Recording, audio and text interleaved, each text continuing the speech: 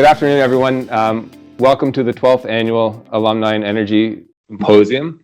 My name is Mark James. I am the Interim Director of the Institute for Energy and the Environment. I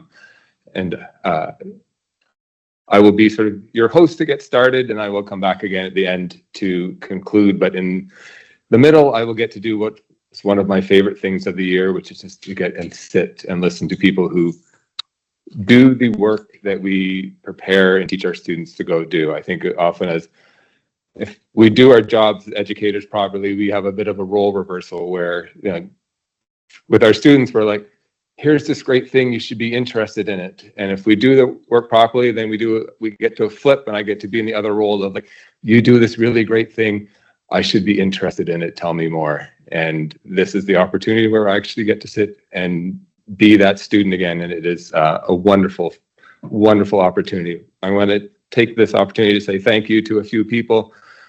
First of all, to Bracewell, everyone at Bracewell has provided support and help, in particular Jason Hutt, Heidi Braun, Alan Thomas, Emily Karbowski, and the entire Bracewell crew who has put together this event and helped support us. I also want to thank Rich Miller, who has again provided sponsorship to the event. Mr. Miller is a wonderful and longtime friend of our departed director, Kevin Jones, and has worked within the city. If you wish to learn more about Tesla and Edison, he will give you a tour and talk at length about that. I'm looking forward to being able to do that one day with Mr. Miller. I also wanted to recognize a couple of people from our school who are here. First of all, Jackie Brilling, who's on the board of trustees and has been a great supporter of our energy program. Our faculty director of Environmental Law Center, Christophe Kershane, as well as our director of our Masters in Public Policy program, Stephen Pimpere, who would join you as well. So if you're interested in knowing about what's happening in those particular areas and those programs, those are the people that you can definitely catch on to today. For those of you who are getting New York CLEs, there is a sign in and sign out sheet. It's over there. There are written materials that are available. They've also will be emailed directly to you if you don't wish to get them. But if you're making sure you're signed in, there's also a feedback sheet to complete with that. For our online attendees, we are monitoring a chat. So if you are wishing to submit questions, you can do that. We have people who will take those and relay them into our panelists as we go through the day. And just wanted to think, trying to put it in perspective, that this is the 12th annual event. It started in 2014, and it was Kevin Jones who conceived and sort of drove the idea of how do we bring together our fabulous alumni in energy, as well as our partners and others, to talk about some of the emerging energy issues of the day. And I'm thinking 2014, we are clean power plan, data centers were so that I could play Xbox Live. Now they are a much bigger issue, and we will talk about all of that today. We'll think about tax credits that were in place then and no longer, and how do we then finance and invest into our climate and clean tech? Things that we could not have conceived of, or not in the same way a decade ago, and what we'll be thinking about when we're here in 10 or 12 years to talk about what our alumni and energy are doing. Again, that's why as an educator, I come and prepare and know that there are incredible students that I have taught this year. There are students I've taught last year. I had dinner with some wonderful students that have sort of spanned my teaching career last night, and it is fascinating to where people can go in such a short period of time and to think about how much more time they have to go and make change. So I appreciate that, all of that. I'm looking forward to today's event. I do see that our Dean of the Graduate School, Dan Bromberg, has joined us today. I'm glad that the Dartmouth coach was able to arrive and deliver you safely here. I'm not sure if you have any words that you wish to share. I'm going to turn the podium over to Dean Bromberg, and at that point in time, when he concludes his remarks, we'll invite the first panel up to get started. There's nothing quite like arriving an hour late and then welcoming everyone to the party. So my apologies. Dartmouth coach works wonders sometimes. This morning it was running a little late. So these were actually supposed to be prior to Mark's remarks, so I will not introduce Mark after, but I will welcome you all. So good afternoon and welcome to everyone. My name is Dan Bromberg. I'm the Dean of the Graduate School at Vermont Law and Graduate School. And first, I would like to thank our hosts, Bracewell, for their generous support of this event. I would especially like to recognize Jason Hutt, Heidi Braun, Alan Thomas, and Emily Karbrovsky for their help in making this happen. Second, I would like to acknowledge Mark James, not only for directing the Institute that helps make this happen, but also leading the Institute over the last year during what has been none less than really challenging times. I'd also like to thank the entire IE team who has helped put this together. And not only have they put this together, but they've also gone about their daily business of doing pretty remarkable work throughout the New England area, regionally and nationally. So just pretty amazing. This event is an excellent opportunity to bring our partners together from higher education, industry, and government to discuss innovative solutions to our greatest challenges. So I'm going to take a moment and just step away from the topic for the day and speak more generally about a need for collaboration. Hopefully it resonates with some of the goals for today's agenda. When I was in graduate school, pursuing my master's degree in public administration, the course that resonated most profoundly was taught out of the business school. So for any of you that are familiar with schools of public affairs, this is as close to blasphemy as it gets. And often when I say it, I still kind of peek over my shoulder and make sure my advisor is not standing somewhere lurking. The course was titled Understanding the Regulatory Environment. I was the only student in the class who was not pursuing an MBA. I went into that class looking forward to gaining a better understanding of regulation and how we could protect the public interest. I learned quickly that every student in that class did not have the same intention as I did. It ended up being one of the most profound experiences that I had.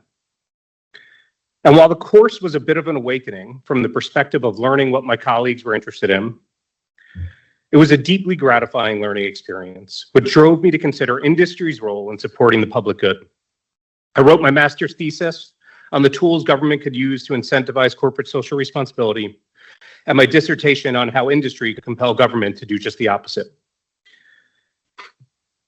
My entire career has been spent trying to better understand the incentives and disincentives within organizations, between organizations, interactions with government, and interactions with the public. I've learned that the complex interdependent relationships between government, NGOs, and industry are not ones to shy away from, but to be embraced and leveraged, ensuring accountability and effectiveness. One of my favorite theories, and yes, I have favorite theories, was developed by a man by the name of Barry Bozeman. And in his book, titled All Organizations Are Public, Barry proposes a theory. And I'm going to simplify it and I'm going to butcher it a bit, but Barry basically asks two questions. He asks how much of the organization's revenue stream is dependent on public dollars, and how highly is the industry regulated that the organization is within. You can imagine these both as 2 points on an axis, right? X-axis, Y-axis, and as those increase, the publicness of that organization increases as well. So you can imagine an organization that is designing complex weapon systems, right? They would get 95, if not 100% of their revenue from public dollars, and they live within a highly regulated industry. Yet somehow they're private. And Barry questioned that, and he said, well, this doesn't really sound true. So you all know the answer to this question better than I do in the industry, in the energy industry. So I will not venture to go there. But more importantly, this theory suggests the complexity of organizations and the interdependent relationships that are essential to functioning in our social, political, and economic systems. At this symposium, we have representatives from industry, government, higher education, and the nonprofit sector. As the conversation unfolds today, I would encourage you to think about these interdependent relationships and not only consider your role and the piece of the puzzle that you hold, but more importantly, the missing pieces of the puzzle that others in this room might hold. At Vermont Law and Graduate School, we host these types of fora in environmental law, in food and agriculture policy, in animal law and protection policy, in restorative justice, and yes, of course, in energy law and policy and regulation. But we do not host these events because we hold all the pieces to the puzzle. We host these events because we know without the opportunity for all of us to share our pieces, we will never see the full picture. So with that, I welcome you once again, and I will turn it back over to Mark to help us figure out what we're supposed to do at this point. But thank you guys. We're thrilled you're here.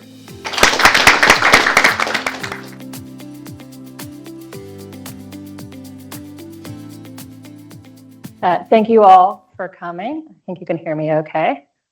Great. I get to test it out as the first panelist here. So I often hear discussions about data centers as breaking precedent. That's the work I'm in. And we describe these data centers as power hungry or hyperscalers. And we often talk about them and their exponential demand, but also the speed at which they can come online. Last year, the DOE reported that data center load growth had tripled over the past decade, and then was projected to double or triple again by 2028. So it's in 3 years. And in part of this is that we're transitioning to a new kind of data center. We've gone from the cloud computing or Xbox style data center to actually AI training style of data centers that are bringing on a new kind of demand. So just a show of hands, how many people have been maybe to Eugene, maybe for the PILC conference in Oregon? Okay, a few people. So what we're seeing now in Oregon is that there are data centers coming on with 300 megawatt demand that's equivalent to the entire city of Eugene. And this increased demand is causing capacity markets to rise. Last summer for PJM, auction prices rose 833%, with about 3/4 coming from the existing and planned demand of data centers. And as this load is increasing, it's actually possible to be able to trace price increases and monthly home electric bills to data centers. For example, this summer in New Jersey, the bill for a typical home rose $26, and in Philadelphia, it increased about $17. And this was actually traceable to data center growth. And as a result, this topic has the attention of the news, of city halls, and state utility commissions.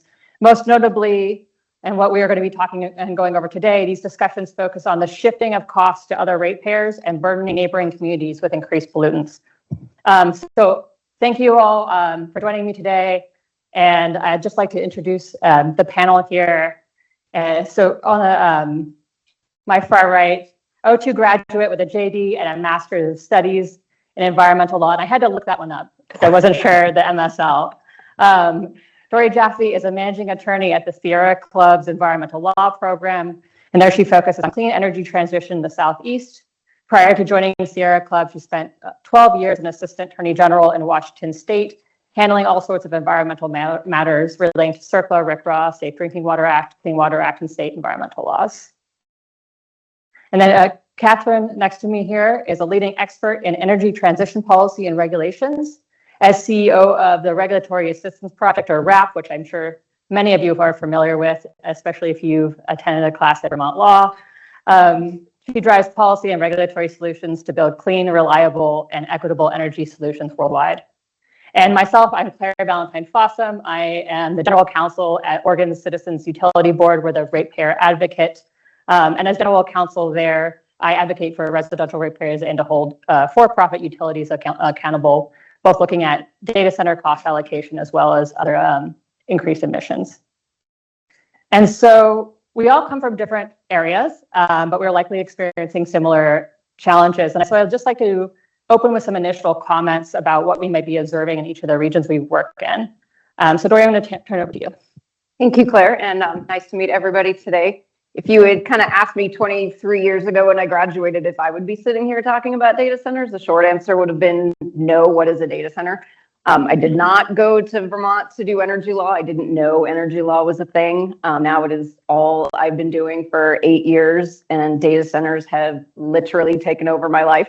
I've spent, my entire month of September in Virginia doing 2 cases all about data centers in Dominion Energy's territory. And so because of that, in the work that I've been doing, I am seeing just a massive influx and exponential growth of data centers from West Virginia down to Alabama, which is the territory that I oversee. And it's not just a little bit of growth, right? Like it's Virginia, it's the epicenter of the data center world. It's 9 gigawatts currently under contract with 6 more coming and 35,000 megawatts that are currently in the queue. And that's just in Dominion Energy's territory. Now, will all of that come to fruition? Probably not. We've all heard the speculation, and maybe there's an AI bubble, maybe it will burst, maybe it won't. But in the meantime, what we're trying to do is really figure out how to make sure that data centers are paying their fair share, whatever you might define that as. We define that as them paying for the energy and the infrastructure needed to serve them, so that it's not the residential customers, it's not the small businesses. And currently, they're not doing that because the system hasn't been set up for them to pay that fair share. It's based off of peak load and peak demand. But a lot of people know in this room, data center load is relatively flat because they use a lot of energy all the time. So one of the things that we're working on is rate design and cost allocation. But on the local level with our organizers, we're focusing a lot on the noise pollution, the air pollution from the diesel generators, because each data center can have hundreds of these just ginormous diesel generators that are just waiting to turn on if there's a power outage or an emergency in the PJM grid, for example. So there's a lot of moving parts that we're trying to, I guess, juggle all at the same time. Whether or not we're doing it successfully, I guess, ask me in a few years and we'll find out. But I look forward to talking to everybody today. Great, and as you can tell from my accent, my colleague, I'm a Brit, so many of the RAP was founded, of course, in the US, and many of our leading experts are US based, and I think data centers are a huge preoccupation for RAP in the US, but interestingly, maybe not quite so much of a preoccupation for other parts of RAP. So I probably I'm the global CEO, but I obviously know Europe the best. So I thought maybe rather than talking about the US, I could contrast a little bit, how we're seeing things maybe in Europe versus the US. And I think there's 4 things really worth comparing here. There's the scale, there's the market structure, there's the queues, and there's the policy approaches. So on the scale, I think, obviously the first thing to say is that the scale is just not the same. I think you mentioned, I think in the US, some estimates say, 12% in 2028 of total electricity consumption is going to be data centers, which is just incredible, right? We'd never have imagined that. In Europe, we're nowhere near that number at all. Our overall demand growth is driven much more by the electrification story, of heating and of transport than data centers. But within that, there are some similar challenges because, of course, the interesting thing about data centers, it's not just about how much overall demand there is, it's about how that demand arrives. And what makes data centers so unusual, of course, is the concentration, the speed, and I think also, to some extent, the flat load growth that we're seeing. So in the past, when we've managed big new load growths to the grids in whatever jurisdiction, whether that's industrial plants or other kind of big loads, they're spread much more evenly across the grid that we've got in data centers. And they emerge, I think, on a longer time scale as well. So 5 to 7 years, to connect something, whereas here, they're being pushed for like 1 or 2 years. So data centers are different, they cluster, they're much shorter time frames. And of course, we've seen in Virginia, they're consuming just huge, proportions of total energy demand. I think is it 60% of all households in this, equivalent to 60% of all households. But we are seeing the same pattern in Europe. So although the overall scale is not the same, the nature of that demand is quite similar. So data center demand accounted for only over 20% of Ireland's total electricity use, and that's going to go up to 30%, based just on what we know is already contracted. And so we really are seeing very similar patterns, even though it's at a maybe smaller scale, but in particular areas. So I think Ireland and Virginia are quite parallel case studies. So that's the first thing. The second thing is then the market structure. And I think that's where we see a really big, quite a significant difference. Because in Europe, of course, we've got unbundled electricity market, and that's the law in Europe. So, grid operators, the wires companies are legally separate from generation.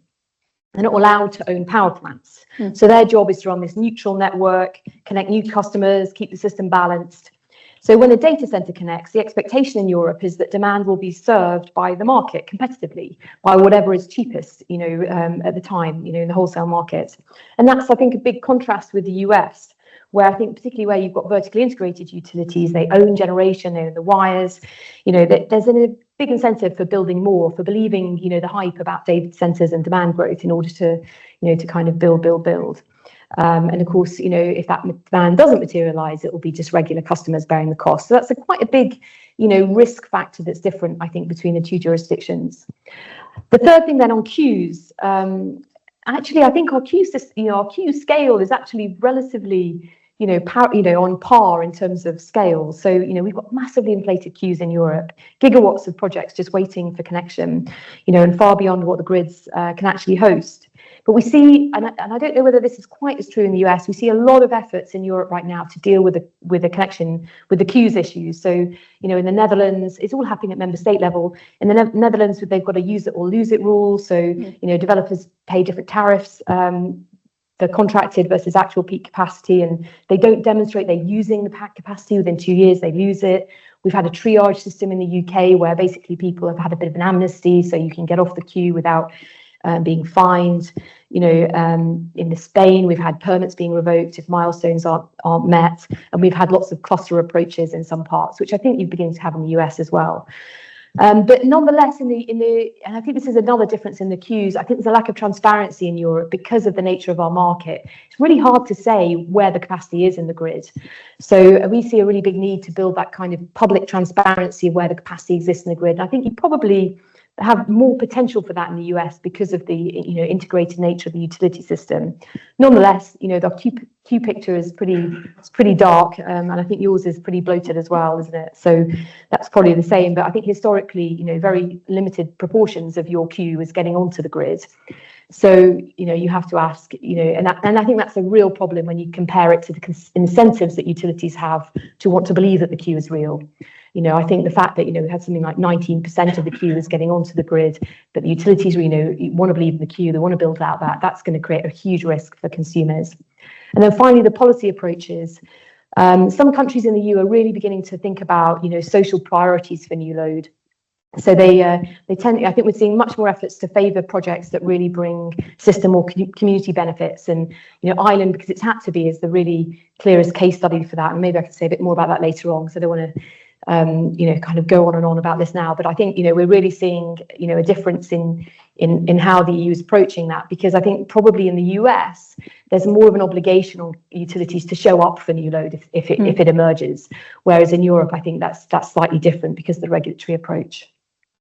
Oh, that's fascinating. And so I'm in Oregon, and Oregon's one of the few states I think left that we're not in an RTO. We have vertically integrated utilities. And we also have access to a lot of cheap hydro. So we have firm generation. And if you're looking for generation that doesn't have emissions, then you have your hydro here. The other thing I think that makes Oregon such a great place to locate there as a data center, and one of the reasons why we're seeing this massive influx, is we also have access to land and water. We have relatively mild climate, and we also, of course, have the tax breaks that are being offered. And the other thing that I think makes us unique is very friendly to the tech industry, have traditionally been there. Where I'm from in Oregon, or in Portland, we have what's known as a silicon forest where Intel is out there, and we also have the undersea cable that's connecting right to Oregon. So a lot of sort of elements that are creating a very excellent environment to locate there. But unfortunately, what we're also seeing is record disconnections. So last year we had record disconnections, and this is in part, of course, due to a variety of factors, winter storm, but also rising rates. And what we're also seeing as well as when the rising rates is a difference to the ratepayers of what they're actually paying, such that, and I think you received this material. Oregon this year just passed the Power Act, where we've created the rate class specifically for data centers. So we do that through the legislature. I know there's some other states that have worked on that through their utility commissions. And, I think something that we'll see probably across the board here, so maybe not super distinct, is that while we have the data center growth, they've really benefited from the fact that utilities are spreading the costs across the rates, across the classes. This is in part what spurred the creation of the Power Act, or the passage of the Power Act. And traditionally, that growth, when you have, for example, industry move into an area, that industry brought with it people that moved into the houses, the employees, right? So contributing to the residential class. We also have small businesses there to serve the employees, to serve the business, contributing to that class. We just don't see that anymore. So that's a really unique thing about data centers moving in, unlike other industry, is that we just don't see the employment numbers. So you have, in fact, in Oregon with Portland General Electric, our largest utility there, its customer base was growing, but that was all due to data center. And the lowest, the increased demand is actually due to data center. So if you pull that out because of our efficiency gains, you wouldn't see that kind of growth. But yet the costs were being passed on. So this is something I think we'll probably all talk about and grapple with, is how do we really allocate fairly the costs. Particularly, I think one thing I hear a lot of is, well, we want to pay our fair share. And so that might be something we also talk about on this panel today too, is what does that really mean to pay your fair share when we're talking about either the utility costs or environmental costs as well. All right. And so I'm just going to go into another question. So I guess from 2005, 2017, we didn't really see, we had data centers, but the load was relatively flat. And that was due to efficiency gains. But what we're seeing now is tremendous growth or speculative growth, right? And I'm just kind of wondering what maybe changes you've seen in the past 3 years, and maybe what you foresee coming in the future. What's top of mind in the future? So Katherine, I'll start with you. Yeah, I think it's almost an impossible question to answer, isn't it? Because we see all of this growth, but we also see, I think, a lot of demand being speculatively put in queues, with the idea that, then potentially can sell. I mean, we've got such gridlock in some parts of Europe now, particularly in the Netherlands. And so I think there's a lot of, stuff in the queue that is really, hoping to sell its position in the queue later. And of course, we just don't know. And then, of course, there's there's what's happening in China and the potential for there to be massively, I think it's supposed to use a quarter of the energy for the same data center, So I think it's really, really hard to say. And I think the key thing then for, any regulator or utility is to really, try to drive transparency, because I think that's a big issue, is that we're not seeing real transparency of what really is in the queue, how certain it is. And I think there's a real conflict of interest, particularly in the US, for being transparent about what's in the queue versus perhaps, in the EU, where we just don't know what's in the queue. And I think, if regulators probably do need to force a bit more transparency, and then, I think we need to have more scenario-based planning so that we know what we'll do if the queue emerges, rather than building it, assuming it will emerge. So I think we're just still at the beginning of the story. And, I don't know whether anyone else has got any insight into this, but I think we certainly wouldn't, want to predict what is going to emerge, and not in terms of load growth. And I doubt any regulator would really either. I'm so glad you brought up the question of transparency, because I was just in DC talking a sort of bipartisan issue is, where are they locating? What is happening? And the transparency becoming a really big challenge when you're trying to, say, build a city and know what kind of infrastructure you need to build out. Very similarly, if you are building out utility infrastructure, something like that, you need to know, do we have congestion in that location? What are we going to need to build to serve that new customer if we have to, because we're required to serve the new customer?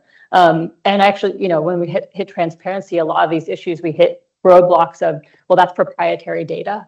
Perhaps we can get some information on water usage, but the electricity usage or the plant, what is actually being used compared to what is being said, perhaps that might be used, is quite difficult to get that kind of information. Dori? Yeah, I guess over the last 3 years, I've done a number of integrated resource plans up and down the East Coast, Georgia, the Carolinas, and Virginia. And, obviously the numbers that we're seeing for load growth is, as I'd already mentioned, astronomical. But what has jumped out to me, at least recently, is Georgia. And a lot of people may not realize that Georgia's starting to become another hub. They've modified their integrated resource plans multiple times. They've had surprise planning dockets that are just not the norm. And they're currently projecting an additional 10 gigawatts of growth, just in the next 5 to 10 years. But what we're seeing that comes along with that in these planning dockets is the gas plants. In order to feed that load, they need to get they need a new gas plant in order to build it right now so they can have it ready to go in 5 to 7 years. So we're seeing 6 gigawatts, 10 gigawatts of gas plants being offered up for approval for the Georgia Commission, the Virginia Commission, the Carolinas. Like, it's just across the board, and it's kind of becoming overwhelming, right? Like, we hit one and we're like, okay, we'll fight this gas plant, and then another one pops up. I mean, it's literally like the fair whack-a-mole kind of a game. Which state is it going to come in next? What are we going to do about it? How are we going to organize? And it's definitely something I'm not sure we all saw coming to the extent and to the degree at which it's coming. Like, we knew it was coming. Virginia's been the poster board for it. We've been fighting them there for, at least the 5 to 7 years that I've been working directly on data centers in Virginia. But it's all the other states where it's starting to spread out. And the transparency problem, I think, has been key, because you don't know it's happening until it hits the zoning board, until it hits the county or the city that has to approve the new zoning ordinance so that data center can go in. And they're not disclosing ahead of time where they're going to go. They're not going to disclose how much water they're using a lot of times. They're definitely not disclosing their energy usage. All of that has been under seal for years. And that's one of the things that we, definitely try to get our organizers and our community members out there to talk about, and make sure that their politicians, their local governments are demanding that stuff start to be made public. Another really good example of what's come up in the last 3 years is in West Virginia. We're starting to now see heavily redacted air permit applications. They're doing co-located gas plants with data centers, and they're not disclosing how big the gas plant's going to be. They're not disclosing the amount of emissions that are going to come out of this gas plant. All we know is that there's going to be a data center, there's going to be what could be a 1,000 megawatt gas plant, and everything else has been redacted. So we're currently appealing quite a few permits in West Virginia to try to get them to just release that information, because under the Clean Air Act, that should not be redacted. And so these are just kind of one of the things that I don't think any of us would have anticipated, especially an air permit application where that information has always been made public. But it's just one thing after another, and the last 3 years have definitely been a little crazy. And so, because I think what I've seen in the news is some sort of what we call like backup diesel generators, and not really backup. There's many of them. They're running full time. But what you're saying is this is like a permanent co-located gas plant that's at the site. Correct. Yes. So we're seeing both. Obviously, all data centers are going to have backup diesel generators. We would love for them to have behind the meter storage and solar as an alternative to diesel generators. But that's not what they're doing. They're, building 10 to 200, diesel generators to provide power in the event of an emergency. But in addition to that, yes, we're now seeing these co-located data centers with the gas plant, and they're building them as fast as the data centers want them, whether it's Texas, West Virginia. Let's see, where is Elon Musk has one in Tennessee, although he's using mobile diesel generators. Like, his is actually a whole other issue that was not anticipated. So his are these mobile ones that you can just, I don't want to say you can wheel them in, because you can't just wheel them in, but they're bigger than a diesel generator, but obviously not a permanent gas plant. But that's a whole other story. And so I want to push back a little bit on this nightmare scenario that we are depicting here, because we're also talking about how speculative this is, right? We know that, there are rumors perhaps that AI is a fad, or that data center developers are submitting all these redundant requests across jurisdictions because it's just a very low cost, low risk strategy to do so. It's cheaper to do that, to get in line everywhere and hope that you'll get some, you'll be able to build somewhere. And so I'm just wondering, is this something that perhaps these challenges and these concerns we have, they're going to be solved using perhaps like existing tools like energy efficiency or demand response, or some of the other perhaps solutions that we typically look to when we are worried about load?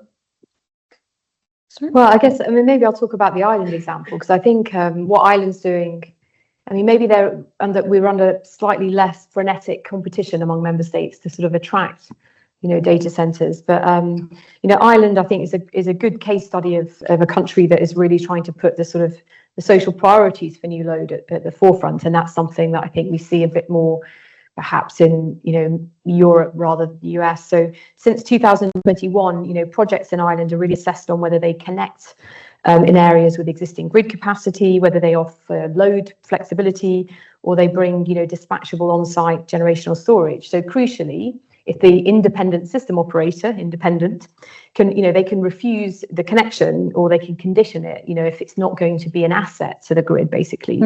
And then actually this year, the regulators proposed to go further. I don't know whether this will actually happen, but they propose that new data centers will actually have to provide dispatchable generation or storage equal to their maximum demand on site or nearby.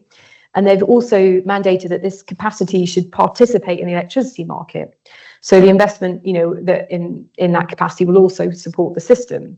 And then regulators, want to retain the right to require that demand flexibility where it's needed. So I think, if they manage to achieve this, of course, again, transparency, I think, is going to be important for that happening. I think, Ireland would have sort of flipped the script, really, making data centers something that, that can connect and can strengthen the grid potentially, rather than weaken it. But we'll see how it goes. And I think, at the Commission level, it's certainly in Europe, there is a bit of pressure to try to make sure that Europe doesn't, lose the AI race completely to the, to the rest of the world. So there is a tension there, because I think, the regulatory system tends to want to prioritize the, the social benefits. But then, obviously Europe underpinning it has got quite a lot of competitive challenges right now. When you mentioned that they had to have the dispatchable, can you maybe expand a little bit on what that looks like, and what kind of, maybe, we're talking about batteries, or are we talking about different, firms generation? So it would have to have, this a kind of a generation capacity, including storage, that's equal at least to the load. But the thing is that what they're requiring is that that's not sat behind the meter just serving the generation, just serving the load center, that actually the system operator can call on it, so that they can use it as part of strengthening, the overall system. So they're not allowed to, they're proposing that they're not allowed to just, keep themselves as little energy islands, like, we see with in the case of the US. And I think, if we can get, all the new load on board, and you can require the data center, in extremis to kind of have a bit of flexibility in the way that it's, it's using its load, then, this is all part of the mix of electrification that's going on in Europe, where, we really, I think in Europe, the challenge for us, because we've got such high gas prices, is really that we need to electrify, everything. Because if we keep on the LNG, so, the LNG, which I think 80% of your exports of LNG go to my good continent, we're going to end up structurally in a real disadvantage. And the only way that we can keep costs down for electricity, and and therefore prices, is if we really get that demand flexibility, the integration of demand and supply, which I think, Europe's well set up for because of our market situation. It's not vertically integrated, so we've got much more, demand side participation in wholesale markets. So I think if you can get all this integration, there's no reason why, data centers, providing we can, get things moving in Europe, can't be a part of the solution in the long run, of course, but there will be short run challenges, I think. And Dori, what are you saying? Are you maybe like solutions with tariffs, or also looking at behind the meter solutions? Yeah, I think there's a lot of different solutions that they can look at it. With respect to the transparency part, I think the first thing is to lock down what the actual load is. So whether that's going to be making sure that the utility is not building out generation based off speculative load. So they just have put in an interest for, energy from, say, Dominion Energy. Is that are they signing an engineering letter of authorization? Is it a construction letter of authorization? Or is it the final, electric service agreement? The utilities should not be building out generation and locking that stuff in until they're at that final step. And what we're seeing so far is they're starting to plan way before that. They're starting at the engineering letter of authorization phase, which could be 7 to 10 years before they actually flip the switch and they get generation, or they get energy. So that, I think, is the first part, is making sure that these data centers aren't double and triple dipping to figure out who's going to give them the best rate, who's going to give them, the most energy they can possibly get. That's step one. Step two would then be to make sure that there's appropriate tariffs in place. So we're kind of calling them these large load tariffs, which ensure that they're paying, collateral, exit fees, minimum billing demands, locking them into their contracts to make sure that they don't leave early. Because if they leave early, guess what? That gas plant that they just built for $8 billion is now going to be subsidized over all the other residential classes. And it's probably not even going to be used, because now that Google or Meta or Amazon facility isn't going to come, it's decided to go to Texas or to Michigan or something. So a large load tariff is also going to be a key part of this entire package. Another one would be the clean transition tariffs. So a 24/7 clean energy tariff that would ensure that that data center is getting all of its energy from a clean or renewable or storage resource. And that's something that also has to be mandatory. Like, we keep bringing these up in these rate cases across the country, and the utilities are like, oh, we can't make that mandatory. I mean, we have to give them options. We can't lock them into a certain type of generation. Well, you could, whether it's the utility mandating it, the commission mandating it, or whether it's the legislature that mandates it, they can make it mandatory. They could also make interruptible tariffs mandatory. There can be some sort of mandatory load flexibility where the data center has to switch to behind the meter storage during peak hours or during a emergency event, through the regional transmission operator. So there's a lot of different moving parts here that can be used to fix this problem and make sure that, the costs aren't being socialized, that we are meeting the demand and we're doing it in a responsible manner and not just building, 8 new gas plants because we think we might need it down the road. Can I ask a question here? In the US, if you're, what we really need is for the data centers to put a bit of money on the table before things start, right? But at the same time, the states are kind of competing to host them. What are the prospects for getting some of the states together to kind of have sort of common approaches to how they're managing it, and getting the data centers to put money on the table before they go? Is this just pie in the sky? Look at you laughing at me like, do you know my country? That would be a fabulous idea. I don't, at this point, at least in the southeastern states that I cover, there's definitely no love to have those conversations state to state. Most of them are just grappling with how to even handle the situation, let alone banding together to solve the problem. We are starting to see, and I'm just going to hold Google out as the one that actually is doing some programs. They are not by any means like the best actor. They've got issues themselves, but they are at least starting to put forward, different types of programs that can help solve the problem. So they have a pending application in Arkansas, Entergy Arkansas, where they are going to be paying for a solar storage project. And they're entering into an agreement where they will actually pay for 100% of those costs. That's great. We need more of the data centers to do that. Google is also doing a grid flexibility program. I think they're co-sponsoring it with EPRI in order to get that off the ground so that they can shift their load during peak hours. So there's opportunities that data centers are doing. I have not yet seen opportunities where states have started to collaborate, unfortunately. It ought to be strongly in their interest, though, I guess, because they're getting sort of picked off, aren't they? Yes. But I mean, they kind of need to get organized for their own. They're sort of a victim of arbitrage at the moment. It is, but I think until the states stop offering incentives to bring those data centers into their state and into their community, I'm not sure those conversations are going to happen. Yeah, and I think there's a lot at the state level too, not wanting to put anything in the way of data centers coming in because it's seen as an economic development, just like any kind of industry traditionally has been.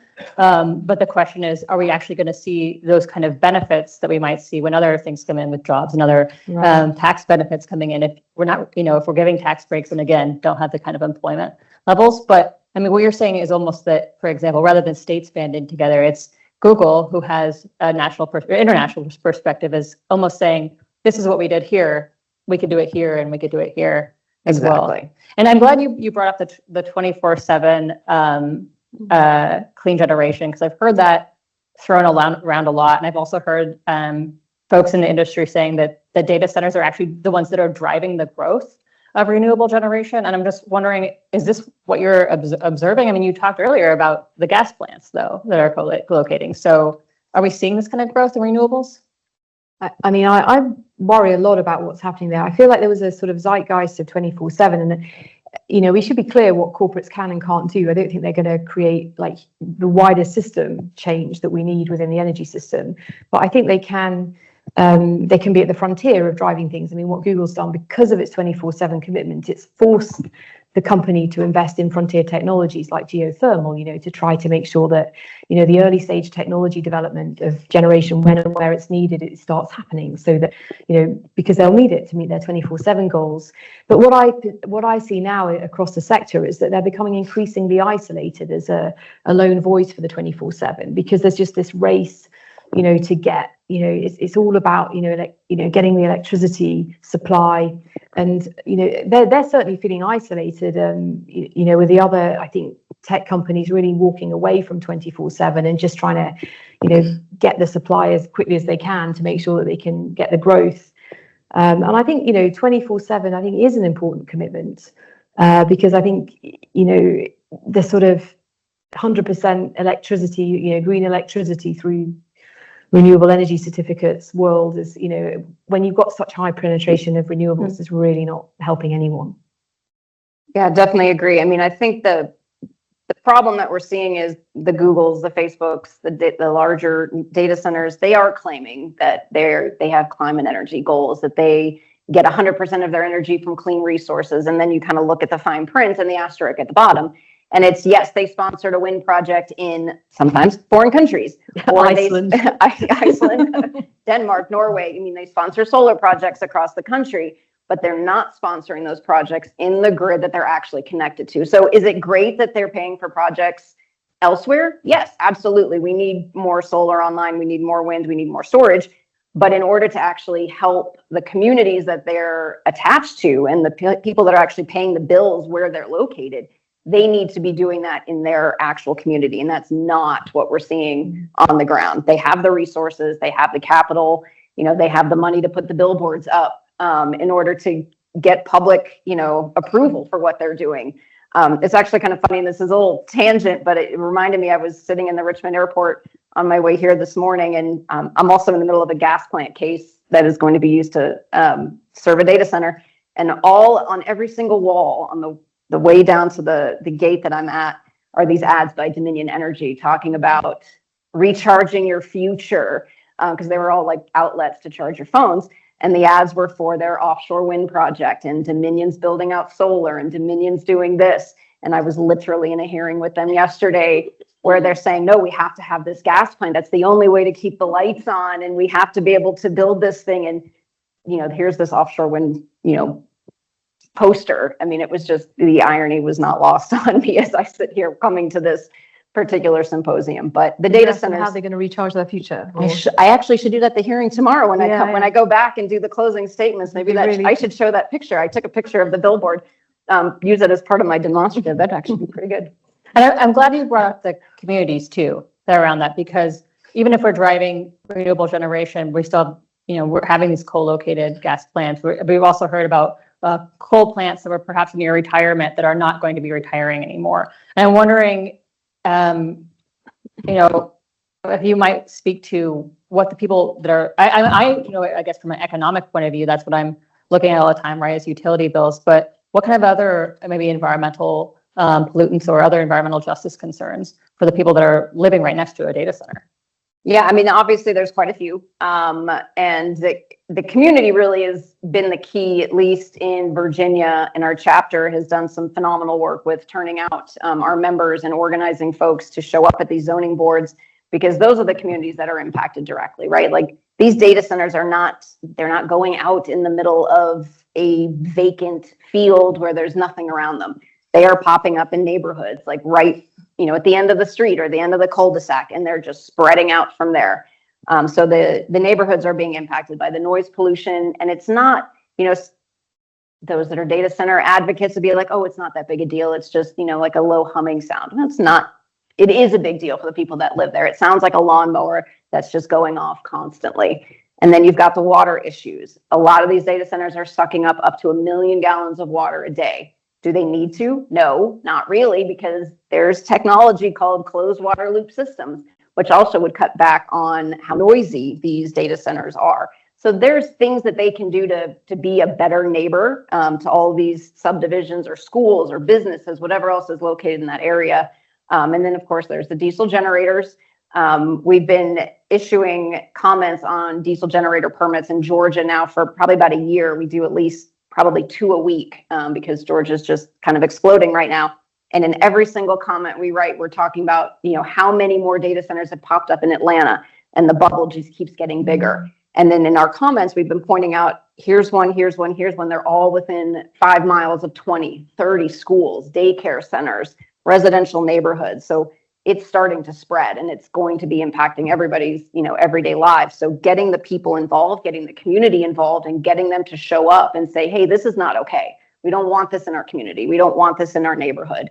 And then we have been successful in Virginia. We've gotten a couple of gas plants and data centers denied because of the community involvement, and we definitely need to get more of that.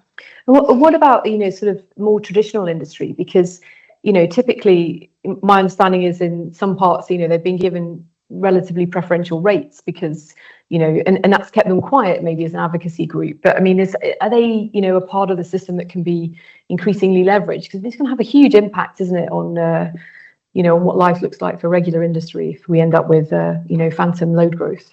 Well, it's actually interesting because, so I was in Virginia again 2 weeks ago for a rate case hearing for Dominion, and it was the largest case I had ever done in Virginia.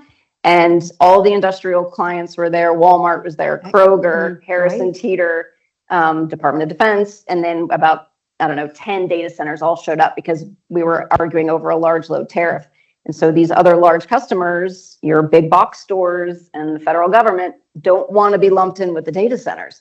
So they want to make sure that these large load tariffs don't apply to them. Oh, we've been a good customer, like keep us in our own lane over here. Data centers are your problem over here. And so they want to make sure that the terms, and the lines are drawn very clearly so that they can keep their golden rates. And if you want data centers to pay more, okay, fine, they can pay more over here. But there's definitely a wedge that's starting to be driven between the small businesses, the medium-sized Walmarts, and then, DoD versus everybody else. Interesting. Sorry, I keep asking questions. You're just this is fun. Yeah, you're fine. And I see that there are a few murmurs and some nods in the audience. So I think at this point, I might invite some questions for folks before I come back to the final panel for some closing. I have a question for you too. So some closing final thoughts. But at this point, I don't know how the questions are. And you have a mic. Look at that.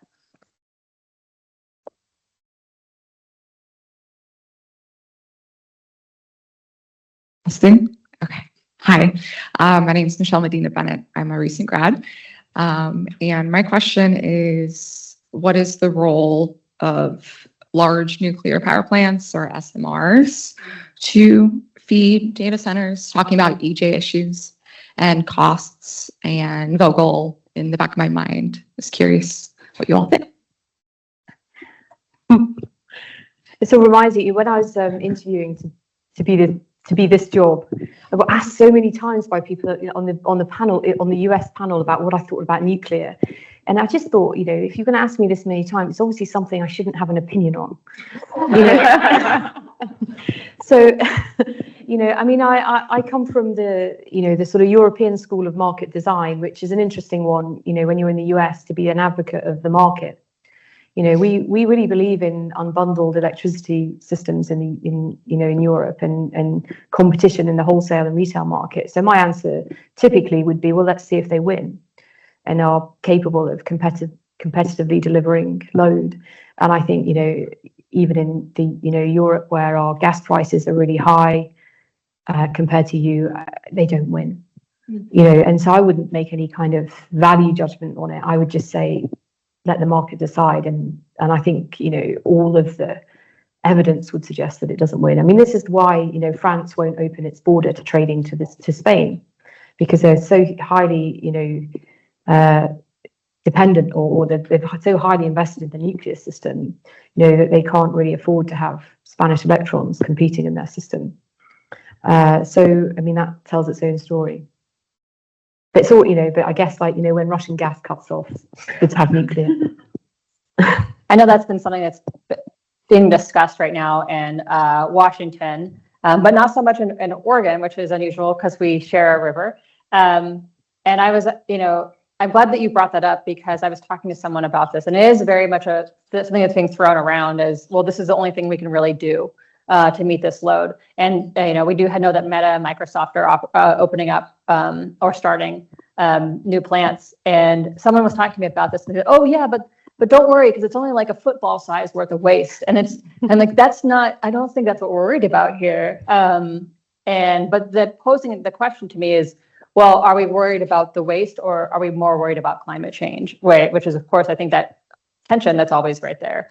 But the other big question, of course, is if the data centers if the data centers can come online so quickly, are we going to have that generation built out, permitted, figure out what to do with it in time to meet the load?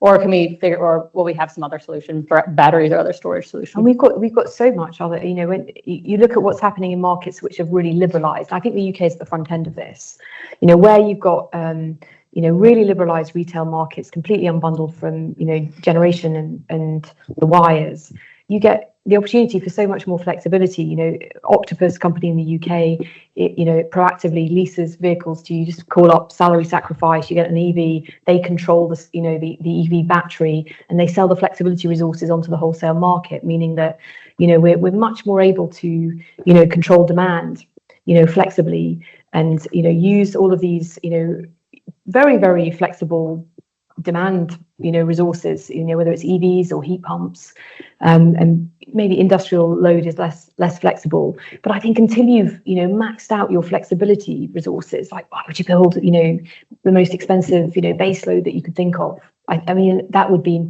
and also, interconnection.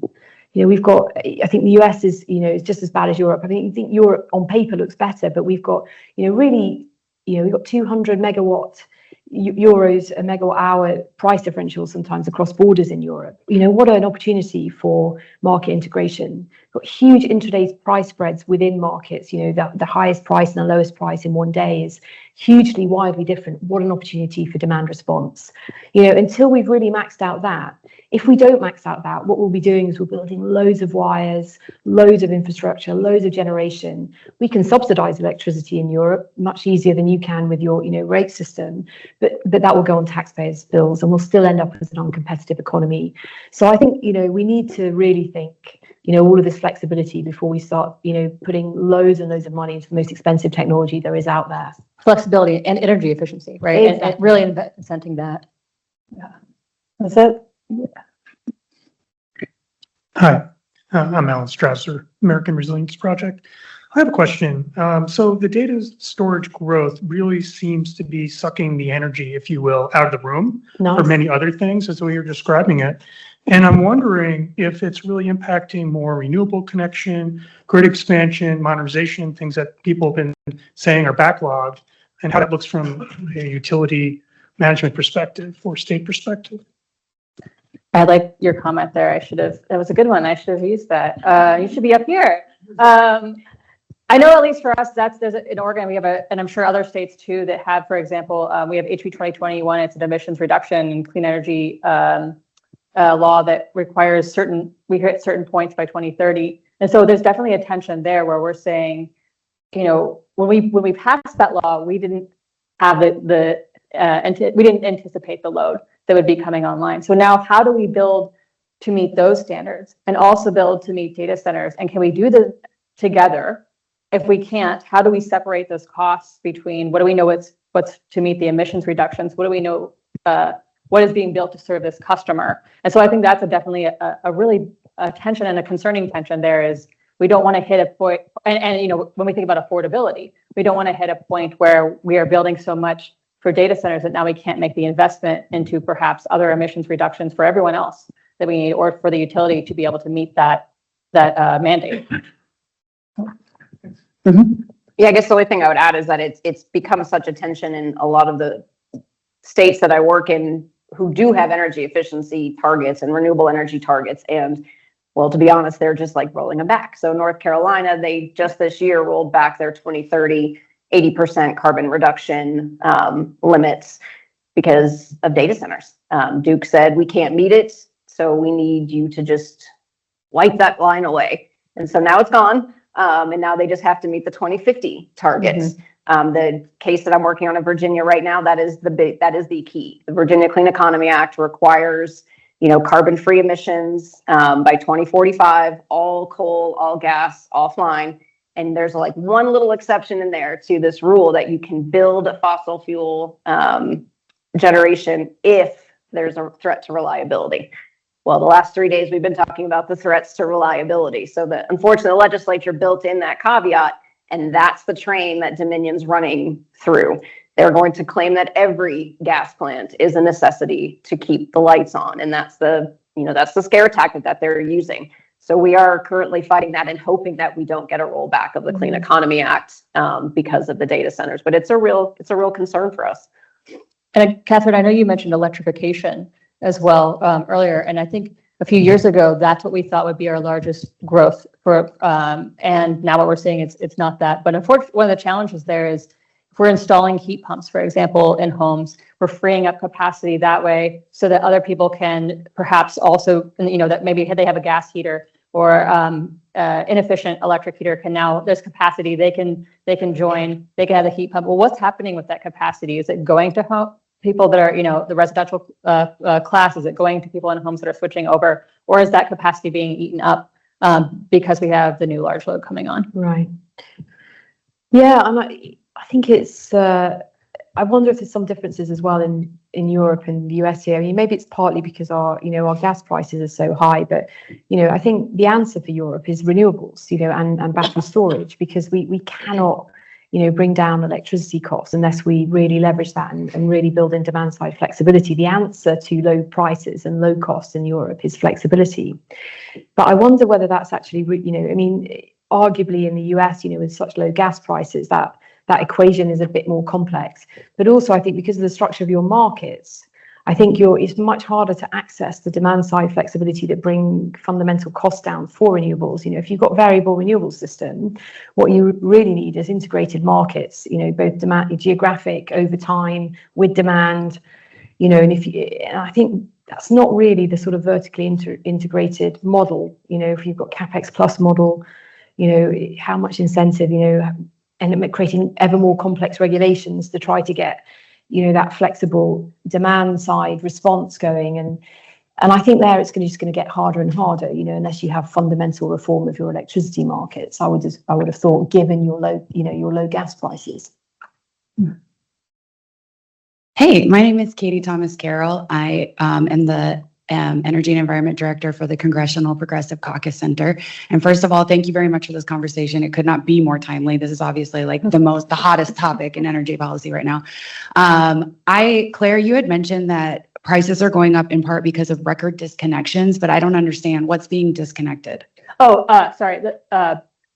People are being disconnected because they can't afford their bills.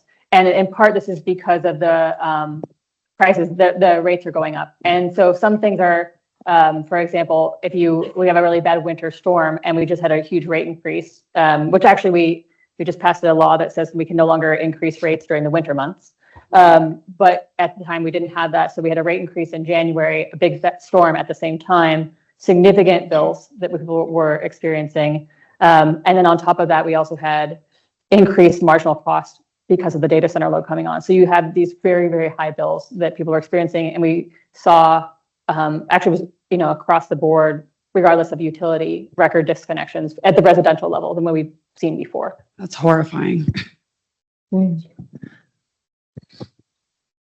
Hey, well, are we doing on time? We have enough time for questions and then another little follow-up? Okay, great. Fabulous. Hi, Jackie Brilling. How many practice in New York? For show of hands. I guess I feel spoiled because I'm listening to you talk about transparency and, everything's transparent in New York. Environment. I'm now wondering what's not transparent. There is transparency in a couple respects. I mean, I heard you talk about co-locating generation. There are two different ways that that would be transparent in New York. If it's 25 megawatts or below, you know, such an application would go to ORAS. If it's above 25 megawatts, it would go as a major siting to the Public Service Commission. So you would know where that would be going. You would have notice, the public would be able to participate in such a filing, so you would know where that's going. I just want to get that out there for other people who aren't familiar with New York. The other thing is, you know, about 10 years ago, when a major chip plant wanted to locate in upstate New York, Global Foundries, you know, it was a major problem because the infrastructure could not handle it. So, and it was a huge number, over 30 million at the time, and the governor was not having that being passed on to ratepayers. Absolutely not. Where's the money going to come from? He went to two different state authorities. They floated bonds. That's where they got the money. It was not going to be passed on to ratepayers, not in New York State. So I guess I feel a little spoiled. You know, and I'm really grateful at the time that they handled it that way.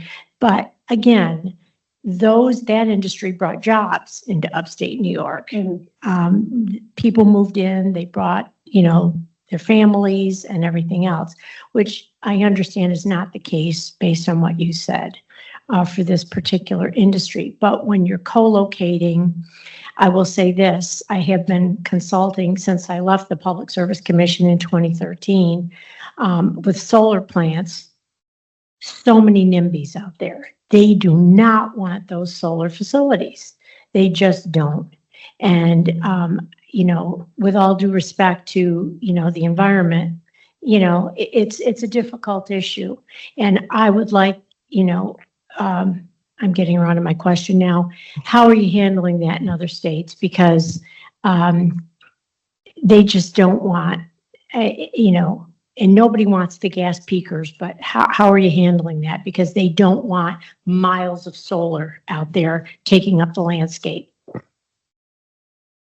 Yeah, I can say it's definitely been a challenge. But when we talk to our members, you know, in the various states, you know, unfortunately, we've gotten to the point where you're asking them, do you want a gas plant? Do you want a solar farm? Or do you want a data center? Because that's where the land, unfortunately, is now going. Any available open space is going to end up being one of those three options, is what we're seeing, just due to the immense load growth. And, you know, obviously, some people would pick a data center over a solar farm. I mean, we can't change people's individual, you know, beliefs and preferences for what they want in their backyard, but we spend a lot of our time educating our members and educating the community and the public as to the, you know, the pros and cons of all of them. You know, if you don't have a solar farm, you've got to get your energy from somewhere. It's going to have to come from either the coal plant that's still running, and these are those impacts. It's going to come from a gas plant that's going to have these impacts, which is going to be a brand new building that's going to take up all that same space. Or you're going to end up with a data center there and then they may end up putting up their own gas plant. I mean, it's the unfortunate reality that we're living in, that we are fighting that battle, you know, community by community, and just we're using our best resources and educational tools to let them know, you know, what the benefits are and what the risks are of the alternative. I think agrivoltaics, I think, has got potential to shift some of the community feelings. I mean, we're seeing more and more of that in Europe with farmers seeing, the sort of dual income stream of agrivoltaics. So, I mean, I don't know how much that's taking off really in the US. So I think we've got about 5 minutes left, and look at that. And so I'm really glad you're talking about, how are we working with the different communities and bringing this together. We have a room full of lawyers, mostly lawyers. And so I'm just wondering, how do we use the law to address the challenge? Or can we use existing laws, or do we need new laws that are sort of specific to this challenge here? I feel like the lawyers should answer this question. I guess my short answer would be all of the above. I mean, we need to enforce the laws that are on the books. I mean, I hate to keep using Virginia as a poster child, but unfortunately it is a poster child. I mean, the commission that I'm before right now, they've got to enforce the current law. They've got to enforce the Virginia Clean Economy Act. They have got to go through the motions and not just give Dominion Energy what it wants, which is a gas plant. If the utility commissions don't stand up to the utilities, That's the first breakdown in the system right there. So I can try to use the law all day long to my advantage, and I can get up there and argue this is what it says. But if the utility commission disagrees, that gas plant is coming through. So that, I guess, would be my first request, is that the actual laws that we have on the books get enforced by the commissions and the courts. And then the second would be is we need new legislation. We need new statutes at the state level. They need to revoke all the benefits they're giving to the data centers, all of the tax breaks that are coming in, because then it won't be as hospitable of an environment for that data center. So that would be, I guess, the second thing is they need to revoke those. The third one would be is they need to mandate that there's clean energy to supply these data centers. There needs to be the large load tariffs so that they can't get out of their contracts. There needs to be that transparency, which would come in the form of a county ordinance. So we just need new laws across the board to essentially, I guess, fix the problem. And I think I would add to that too, we should, using the existing transparency laws too. So we're not just looking at perhaps emissions rules or permitting, but also the, perhaps disclosure laws too, so we can get this transparency. And then speaking of, the new laws, I'm going to tout Oregon again, because we did just get the Power Act passed, and it was bipartisan in part because of the concerns about, not just residential, but also small business and then affordability as well. And then, so Katherine, I'll give you the final word. If there was perhaps one thing that you thought we needed a law to address this thing, what would you say it is? What we needed a law. If we needed to say like one new law to address this one thing on top of mind, this is what you get for not being the lawyer.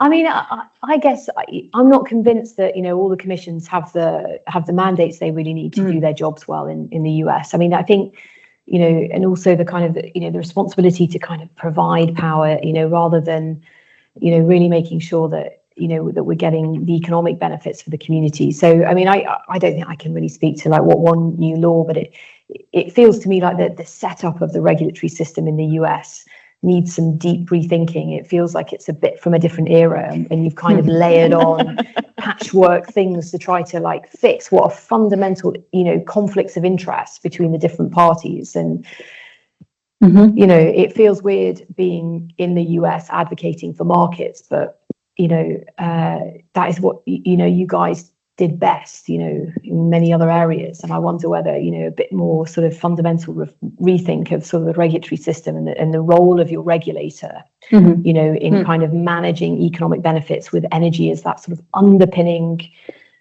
resource that powers the entire economy, rather than it being this sort of debate style legal process, which doesn't feel like fit for what is really a complex policy area. Great, thank you. Well, thank you both. This was really fun, and thank you everyone also for all the questions. It was great. And Mark and welcome to you.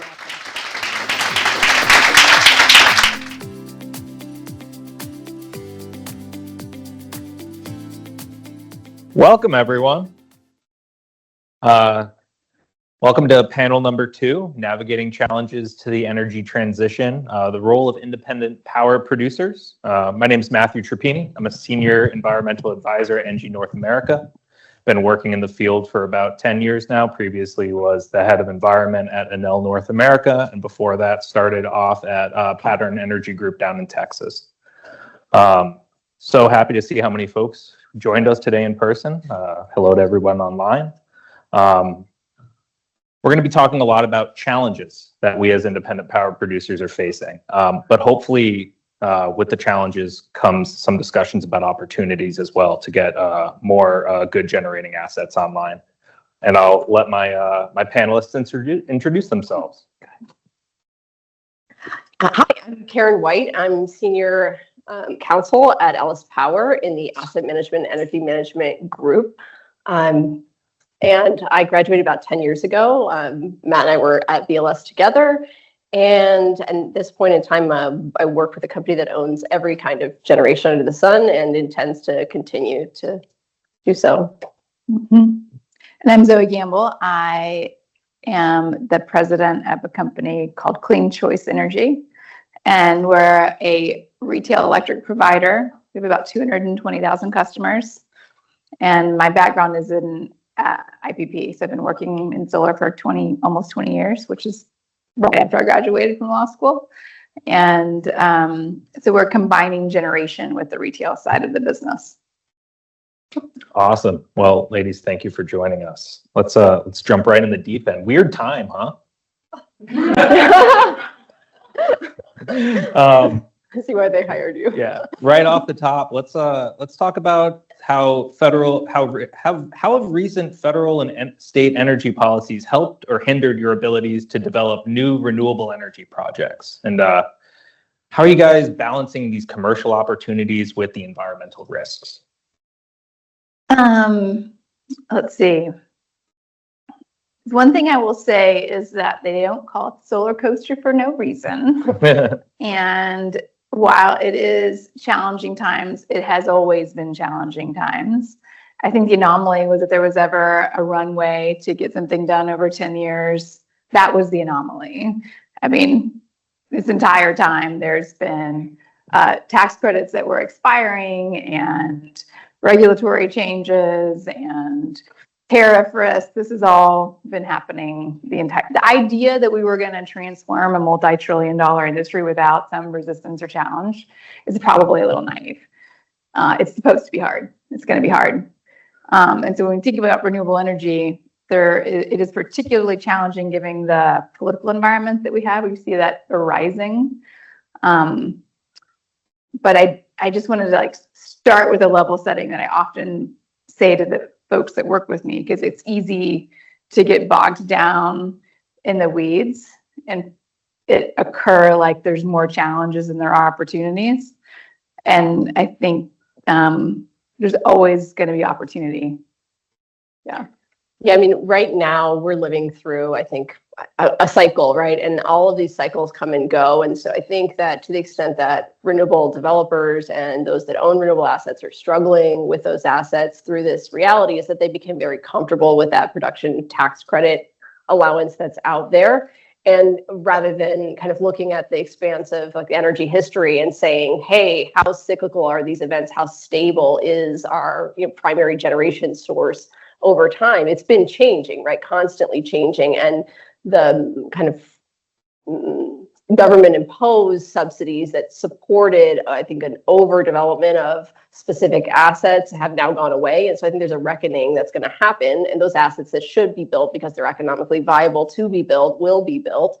And they'll be built on their own merits. And I think that that's not a bad place. It's not a nascent industry anymore, right? Like we know how to build solar, we know how to build wind, we know how to maintain and manage it. We're about to learn how to retrofit and repower it. And it's just another phase to me in the cycle of life of generation assets, rather than being some catastrophic moment in our history. Mm-hmm. More specifically, currently, how are you guys navigating, maybe, I guess, let's start with the rollback of the IRA and talking about expiring PTC, ITC tax credits. How are your companies handling that? So CleanChoice will be relying on safe harbor. So we have a runway, right? So we are buying projects that either have transformers or we're investing in transformers ourselves.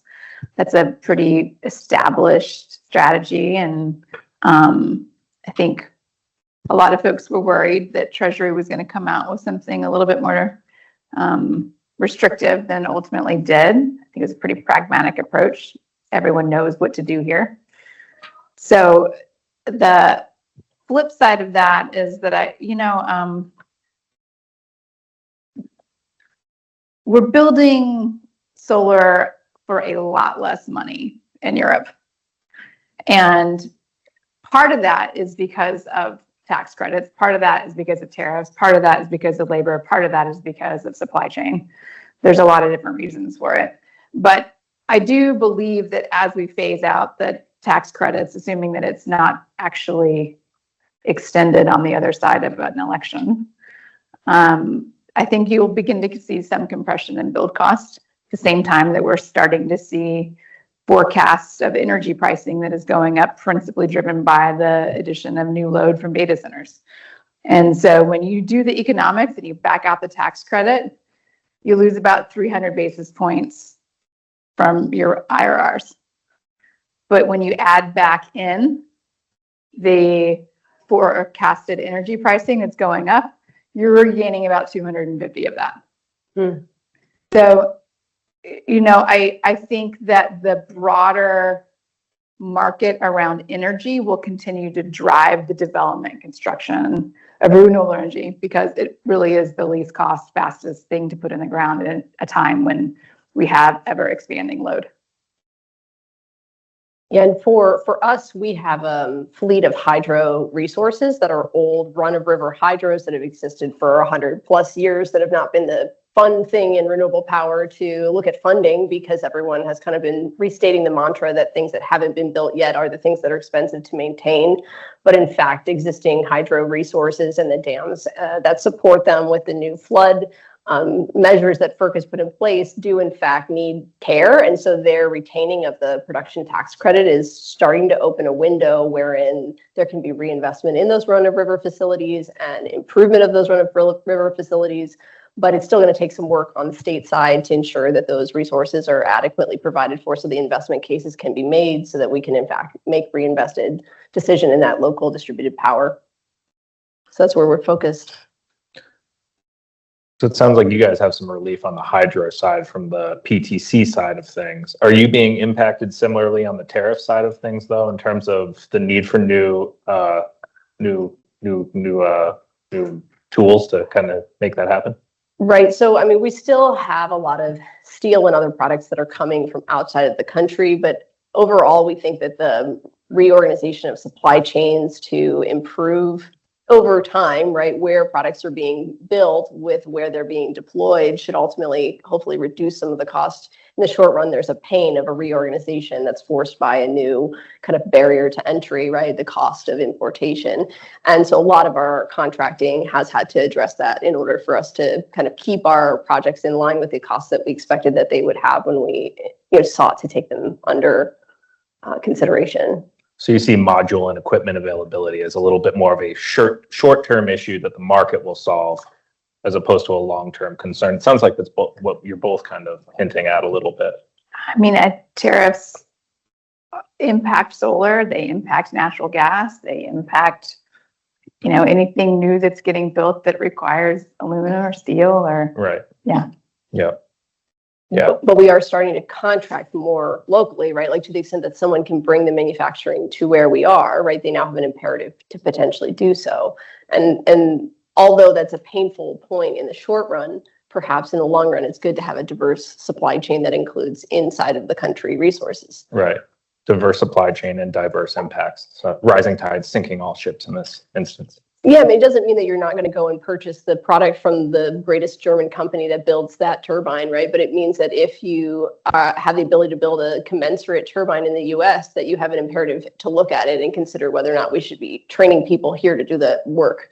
And one of the things that we confront a lot in our industry is that there's an expanding number of opportunities to do work that requires building, knowing how to do zoning, right? Knowing how to do the engineering, how to do the tooling, and folks are not skilled up. They've not done a lot of that. And so the more that we have the opportunity to do that as a nation, I think it's probably it's positive. A bit of a knock-on economic opportunity for all, for skilled and unskilled labor markets. Potentially, yes.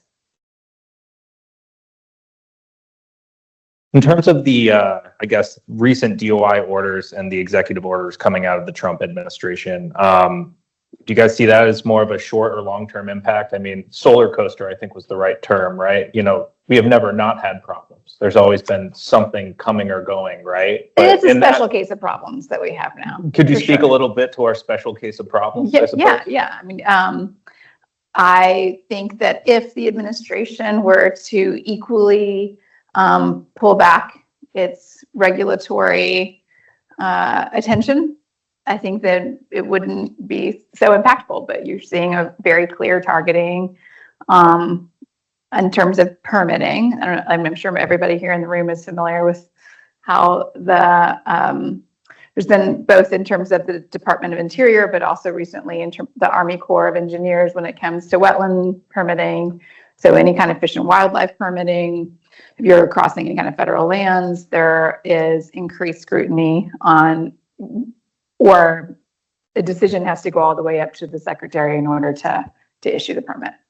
And so you're not seeing that same kind of focus and attention on other forms of energy generation. So that's making things more challenging. So when we look at buying, so you've got this sort of Venn diagram of you have there's an expiring tax credit. There is a big push to get projects that have interconnection agreements to place that are able to place in service before the end of that window of time. Well, at the same time, if you don't have a permit, either you're going to need to redesign and build around an area that would have required that permit, or it's going to have projects not move forward because there's an expectation that you won't be able to get a permit. We're looking at projects now that we're kind of analyzing, well, if we did some boring underneath this wetland, could we avoid getting a wetland permit? Is there, is this particular storm, who is administering the program? Is this program being administered by the state or by the federal government? There's those kinds of questions that that would have ordinarily been an obvious, okay, it's going to take 90 days, but it's a pretty much check the box requirement. It's not an assumption anymore. And so the number of projects that are going to be able to get built during the window of time that there is a tax credit are impacted. It's especially important given U.S. Army Corps of Engineers announcement last week, right? Yes. Where there's almost like a ranked choice review of Yes. generation versus acreage that's taking up. Yes, and the number of the amount of megawatts, the amount of capacity per acre gets a priority of review. But there's not a lot of nuclear plants that are asking for wetland permitting right now. So Something I really like to tell my team is the best permit is no permit. that is So- an accurate statement. More and more, whereas a lot of my role prior to this time was engaging with state and federal regulators to obtain permits. And now I think I'm at danger, honestly, of practicing engineering without a license. All of my work is very much front loaded where, it's avoidance. What can we bore? What can we move, to still pencil here? Is that what you guys are seeing in your departments as well? I'm interested in your background as well, Karen, kind of as counsel, where maybe you're less like heavy on the development side and more on the risk side, and how are we managing that? Right. So, I was in a development role at another company before I moved over to LS. And I think the kind of the beauty and the difficulty of working in the United States is that every single municipality has a separate set of potential permits. You're going to have to stack up, right? Your state and your local and your federal, and like whether the federal government is going to pay attention to you this year or not.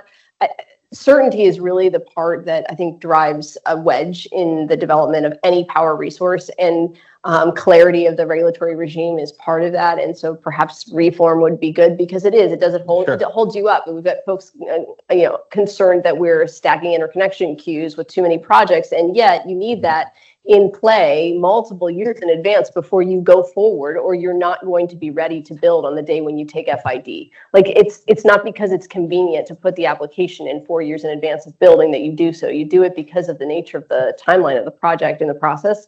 And so it does kind of drive to some extent that speculative build, the speculative application that cuts people out. So it's like if we could reform a lot of our permitting processes to make them more streamlined and more tailored to the power production philosophy, right? We want to build power so people can be served cost-effective, reliable, sustainable power.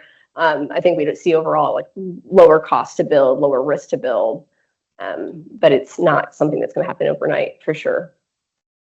Yeah, I would second that. I think that where you sometimes see challenges is that you have a project that has gotten its local CUP permitting, so it's gotten its zoning permitting under a certain design on a footprint. And then now if you're wanting to change your footprint so that you are avoiding impacts that might have required a road permit from before, now you're having to go back and ask for an amendment to your zoning permit, which, given the amount of local acrimony that has begun to develop, that can trigger a challenge. So it's a very specific project locational question. And a lot of that is going to come down to how supportive the surrounding community is about the project. That brings us really into our next question. I mean, what regulatory hurdles from your perspectives are the most burdensome when bringing on a renewables project from concept to completion throughout the development cycle? And war stories are more than welcome with this crowd. I mean, I think the most difficult thing is that there are 50 different sets of rules in every county and an RTO, and there's no consolidated federal policy that is comprehensive. The reason that we are able to all use our cell phones because there is a federal law that governs telecommunications that enabled the same rules of the road to govern everywhere. That's the first thing I would say is that because there is a balkanization of the regulatory environment that you're operating in, it's really challenging to achieve scale. Yeah, I mean, more so than like the permitting, because again, I don't know if we're really going to change any of that. Like, I don't think I'm going to change not today. Local permits. You know, some people in the room would love to have these things hyper local so they can do more work and advocacy for communities, et cetera. There's reasons you'd have it go both ways, right? More consolidated versus not. But if you want to build things, you might want it to be more clear. But if you think about the community relationships that we need in order to get our projects done, one of the things that I have confronted in my former life when I was at Avena Clean Hydrogen was that even where you as a developer are willing to engage with the community on addressing their concerns proactively, many of those communities lack the ability to come to the table in a moderated fashion to create a mediated solution. It's like everybody is either for or against. There is no middle ground. And what we find is that ultimately, many times the coin flips in the favor of simply saying, we're going to let the reg process run out the way it's going to run out. And actually, it's not to the best benefit of everybody in the room. Like to have a moderator in the room that was educated and acting on behalf of the community, but also actually seeking a resolution rather than seeking more divisiveness would be instrumental in seeing a lot of these projects through and seeing more of the community benefits that should be there lying with the communities. But even after what the Biden DOE had all their like community benefits plans, organizational conferences and all this stuff, we ultimately ended up with basically zero in that same period of time working with communities who were just unwilling to even come to a table because they didn't feel like they had a reliable mediator to bring them there. And yeah, I think it left value on the table. It slowed projects down, and it could be better. But that's like there's a room in the world for the attorneys in the space that are kind of coming up to look at their roles as not just adversarial and instead more as moderated mediators. Yeah, I would say at the local level, we're really having an opportunity for the industry to win a communications campaign. When you think about other industries like the dairy industry, think about Got Milk, right? You have an industry that is organized around how it and pays for itself to have communication with the general population about their product. And we don't have that. We have a very well-funded ground game that is promulgating like ordinances for solar moratoriums, and there's not a counter narrative that's happening at the community level that is really a unified voice by the industry. And so it's really challenging to talk about any one individual county or permit or requirement when there is we're losing in the narrative. And because it's not any fun to spend your days litigating over a permit that is about whether or not this specific piece or did you file for your permit before the solar moratorium took place? Like that's not a battle we want to be fighting. And I say that because when I think back on the glory days of North Carolina, because there were glorious days in North Carolina when we first started, one of the things that really resonated was that it was a pretty bipartisan environment. There were lots of rural communities that understood that by building solar, we were investing in tax base. There was a local, I don't know if you've ever heard of Conservatives for Clean Energy. Soka, who was a representative in North Carolina, started that. From his vantage point, solar was paying for teachers and new fire trucks and was willing to stand up inside of the General Assembly and say, I'm a stand for this. This is benefiting our communities. We need to support this, right? That's the kind of impact that it matters. Otherwise, you're just fighting about details that you'll ultimately lose in the long run. What can we do better to kind of meet that objective? And whose role do you think that is? Because, there's a dairy trade association. We certainly have, EWAC and other industry working groups. But how do you think, because everything you're speaking to, I've seen on every one of my employers, little websites or specific videos for a specific project. But there does need to be this kind of concerted effort, doesn't there? And what are some of those messages that we could kind of broadcast to the nation wholesale, and who needs to lead that charge from your perspective? Yeah, I mean, I don't remember the exact numbers, but the amount of money that our industry, as an industry, has been willing to contribute towards some of these campaigns is minuscule in comparison to what 100%. Oil and gas has contributed to the conversation. And so it's incumbent upon us as an industry to effectively tax ourselves, or else we're going to lose the narrative. We already did.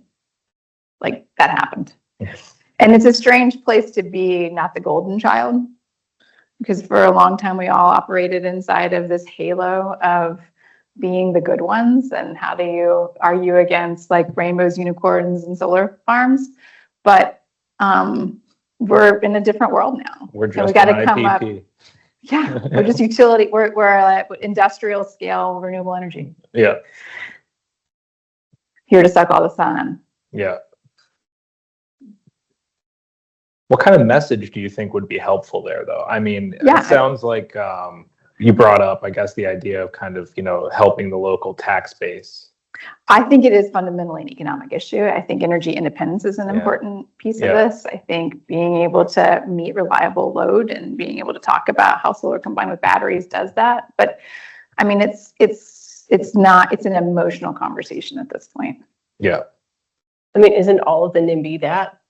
Like, it's an emotional conversation. So like when we use NIMBY as a tool for ourselves because we think one type of generation is better than another type of generation, aren't we setting ourselves up as an industry to have all generation looked at through the same NIMBY lens when it's convenient for someone else? And so it's like, well, what is the like post NIMBY world where we live in a place where we believe that moderated development that is, thought through and ordered, whatever that process might be, like, is actually good generally. Like, we need base power load. We do need peaking load. We need load that's there in the middle of the winter. We need load that's there in the middle of the summer. The sun's done a great job at that, right? Like, middle of the day, summer looks great. The peak was not going to be this 5 years ago, right? So now it's really interesting to me to think about how do we think post NIMBY? How do we get our campaigns away from that concept as like the baseline negotiating position, because it's hurting everybody. Literally, communities leave value on the table, and then the building doesn't happen,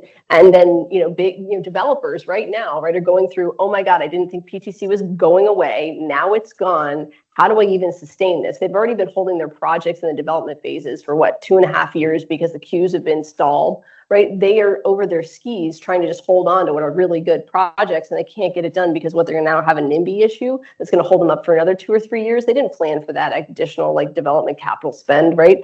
So if we don't figure this out, it's going to continue to harm the industry generally. And so I don't know if it's accountability to the advocacy groups that are working on behalf of communities to say NIMBY is a dead concept to us. We have a requirement for power, we need reliability, and we need to figure out where the right places are for these things, but it can't just be constantly not here, not now. Yeah. That's an interesting concept, a post NIMBY world, because I don't think we're anywhere close to that. That requires everyone to be educated on some pretty complex topics that not a lot of people.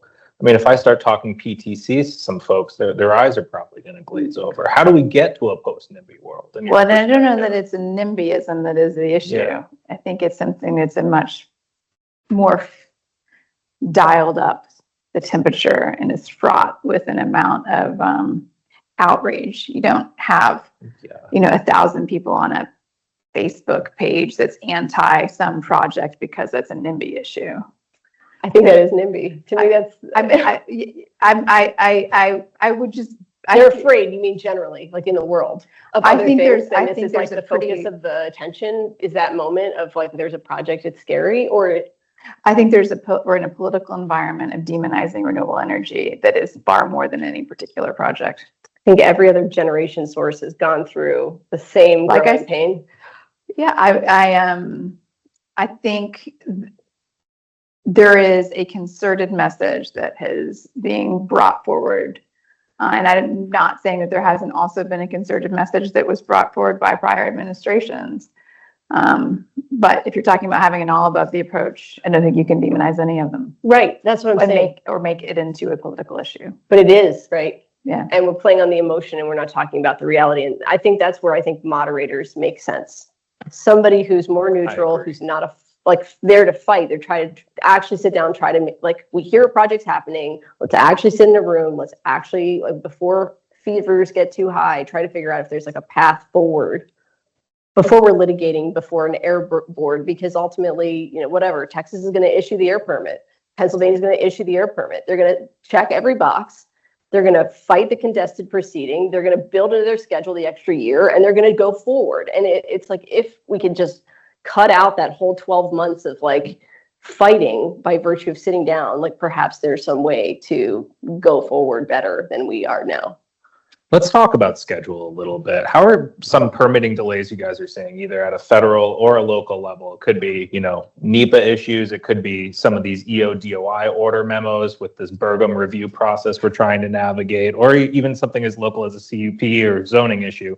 How are those impacting some of your project timelines and financing? And, we can be agnostic here. It doesn't necessarily just have to be renewables. It can be what some of the other stuff you're working on, Karen, because it's all being impacted right now. Yeah, I mean, it's all being impacted. The hydro resources themselves for us are very unique, that they are still directly regulated by FERC. And so I can have something like a 2 megawatt run-of-river facility that's going to go through a 7-year licensing and relicensing period before FERC, and then ultimately have to engage with 3 different local authorities in order to just get approved to proceed in existing, as it has for 100 years. And so there's some permitting reform that would need to happen there. That's not the same Bergman issue that you were talking about, but it's something where it's very curious to me that we're spending that much federal time on something like a 2 megawatt hydro facility, and maybe a project of much, much grander scale that just happens to not trigger NEPA has very much less review. And so it should be proportional. There should be some rationality to how we're doing these review processes. Now, is that a new issue based on any of these kind of new 2025 kind of orders, or? No, it's ongoing. It's basically going back to the Federal Power Act. So there's and Clean Water Act issues. So there are actually potential realities in which we see relief in the form of reform to those requirements for FERC review for those smaller assets that actually do provide those resources that are marginally economic today, the ability to continue to be generation assets. And that's been a call for multiple years, but now there's somebody who might actually listen. Yep. Yeah, I mean, I would say that I think there's a difference between timing and binary risk, and that there's been an increase in the amount of binary risk from permitting And by binary, you mean yes or no? Yes or no. Okay, as opposed to let's talk about. Let's talk about this, or if there's going to be a delay behind this, or what's the modification that you can make? There's maybe you need to bring in your setbacks by an extra 50 feet, or or even compensatory mitigation or offsets or curtailment or what have you. Any of those things. Yeah. Yeah. But they seem off the table. It's much more of a binary environment. Yeah. Yeah. And a lot of that is because of the EO/DOI orders directly impacting wind and solar right now. Partly, and partly from the local level. Yeah. Yeah. How is that affecting your pipeline? Well, CleanChoice is in a unique position relative to a lot of other companies because we are, we have a direct customer relationship. So the 13 years the company's history was about building up our customer base. So most IPPs have basically like 5 or 6 possible customers. You've got Microsoft, you have Meta, you have Google, right? We have 69 million possible customers because we have contracts with residential customers. And so that gives us an opportunity to acquire projects as they're at or near ENTP. And so that's not a risk that we're really stepping into. But I will say that it makes it, you know, probably 1 out of every 10 projects, maybe 20 projects that we look at can advance because in the diligence phase, we're finding some flaw in the permitting or.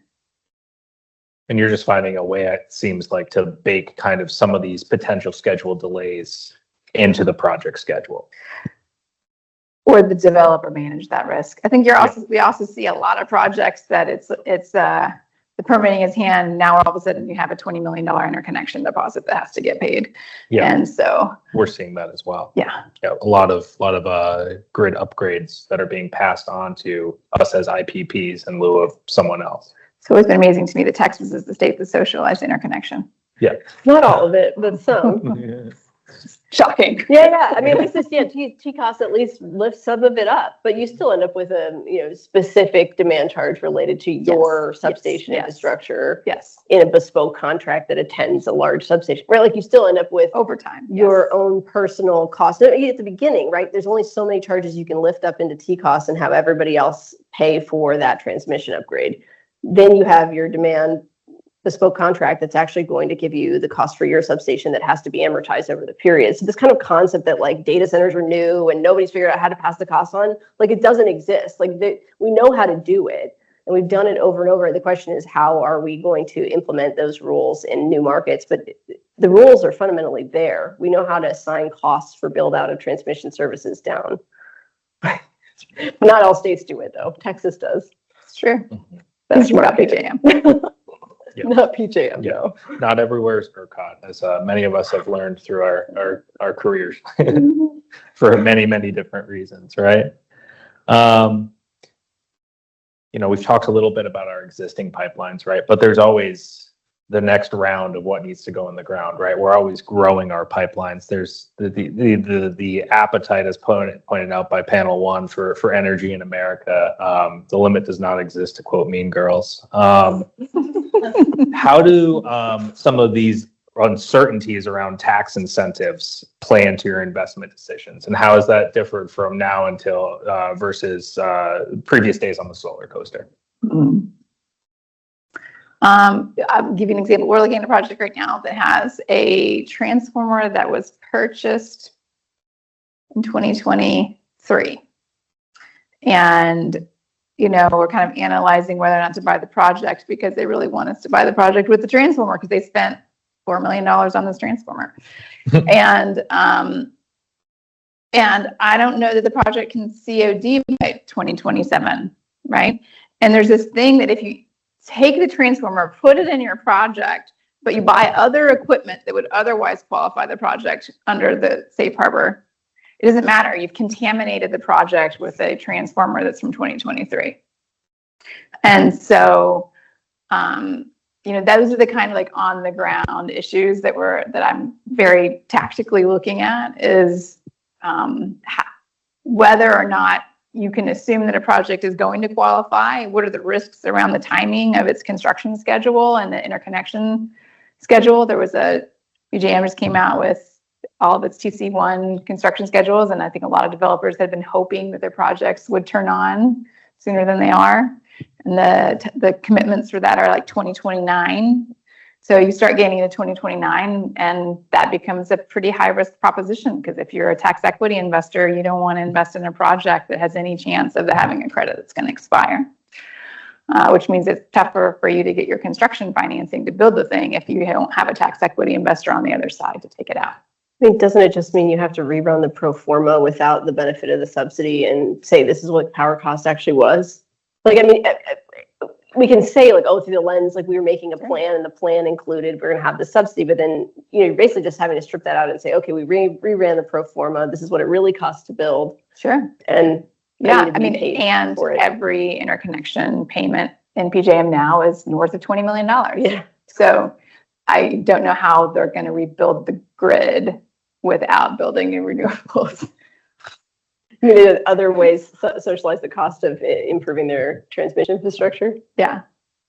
I mean, that's not happening in capacity. 3 years of capacity payment isn't going to incentivize the kind of generation they're hoping to get, and it's not going to make the investments happen where we're, I mean, it's just not a very thoughtful approach for how you're supposed to bring that much new power to that much new load. And when you add on the fact that these data centers are commanding so much of the attention of these markets and so much of the generation build out, I mean, that creates a problem, doesn't it? Yeah, I don't see how we meet the need under the current set of rules. It's difficult because somebody like PJM, right, is presently under the pressure of multiple state governments to really reduce prices, and yet at the same time we're saying we need capacity prices to be longer term or more compensatory in order to justify the financial decisions of nobody's going to build a new plant on 3 years of capacity payments.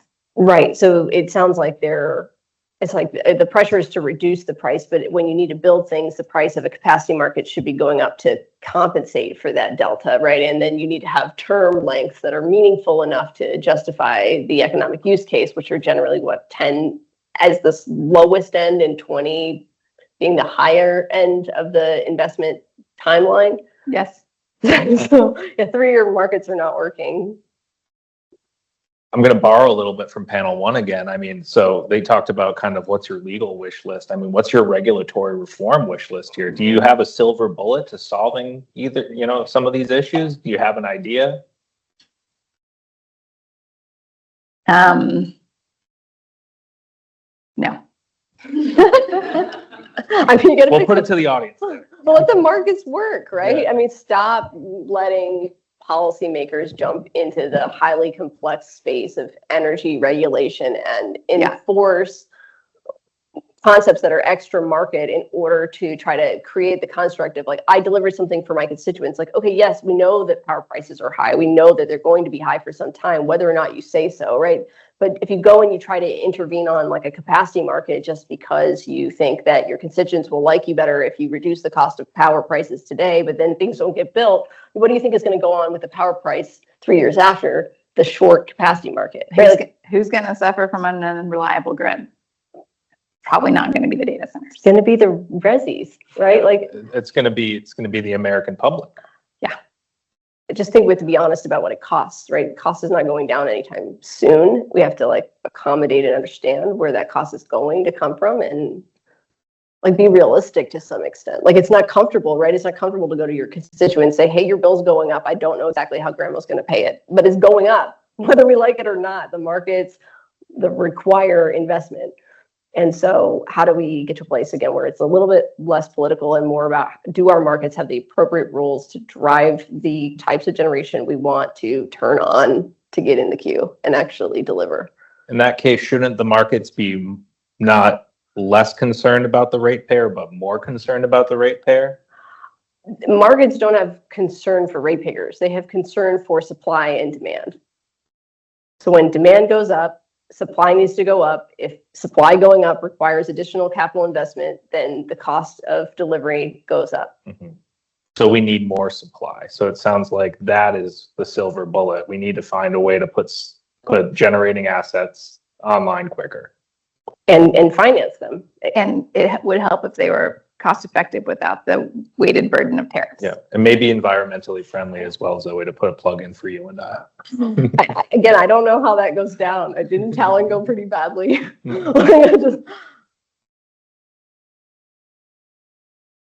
What are some of the biggest challenges you guys are facing when trying to interconnect renewables projects to the grids? And how is transmission availability, or lack thereof in this instance, I guess, affecting our ability to scale some of these projects?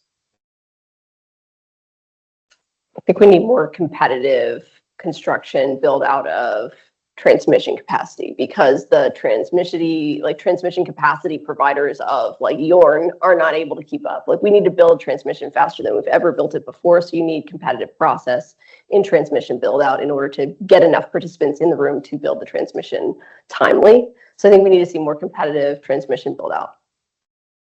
Now it's going to take some serious regulatory reform as It's well. already existing. We just need to see more opportunities be allowed to be bid. Yep.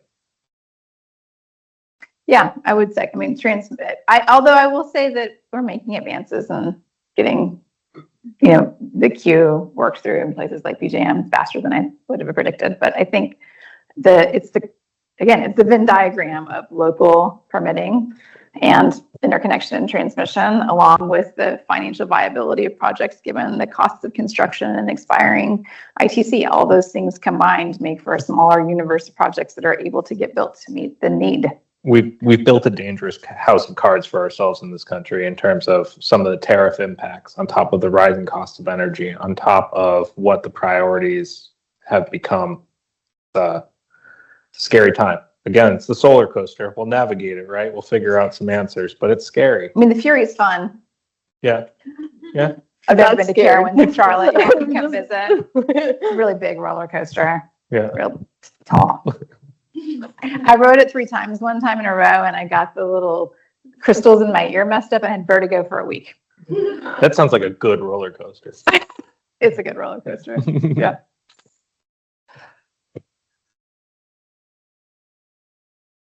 What kind of customers are you guys currently selling and producing power for? And how has that customer base changed in your time in the energy industry? I mean, I think we heard a little bit about it. We had a whole panel on it earlier, but.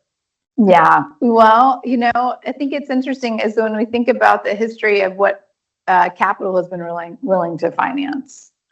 There's been a very clear history and evolution of that, right? So it started out with utility grade offtake for 20 years. And then there was this weird thing that happened in North Carolina. It was a qualified facility where a project that was 5 megawatts in size or less could qualify for a form contract that was 15 years and then 10 years, right? Then you started to see corporate PPAs and offtake start to take root. And then you started to see shorter duration corporate PPAs take root. Then you saw community solar come online. And now you're seeing an appetite for merchant risk because everyone sees this forward energy curves that are going up. And so there's a little bit of merchant exposure that folks are looking to see. So what I think is interesting is how the money, follow the money, like what is the risk tolerance? I mean, there was a time when there was a lot of questions just about the technology. I mean, like, how long are these solar panels gonna last? I mean, our first deals were just like excruciating when I look back on the kinds of questions that we had to answer. So we've come a long way. What if they break? Yeah, what if they break, right? What are the warranties behind these things, right? And so my favorite is always, what about the goats? No, they're not goats, they're sheep. Yeah. But you don't want tried goats. You don't want goats for on like a a solar month. farm. It did I not promise work. you do not want goats. Yeah. But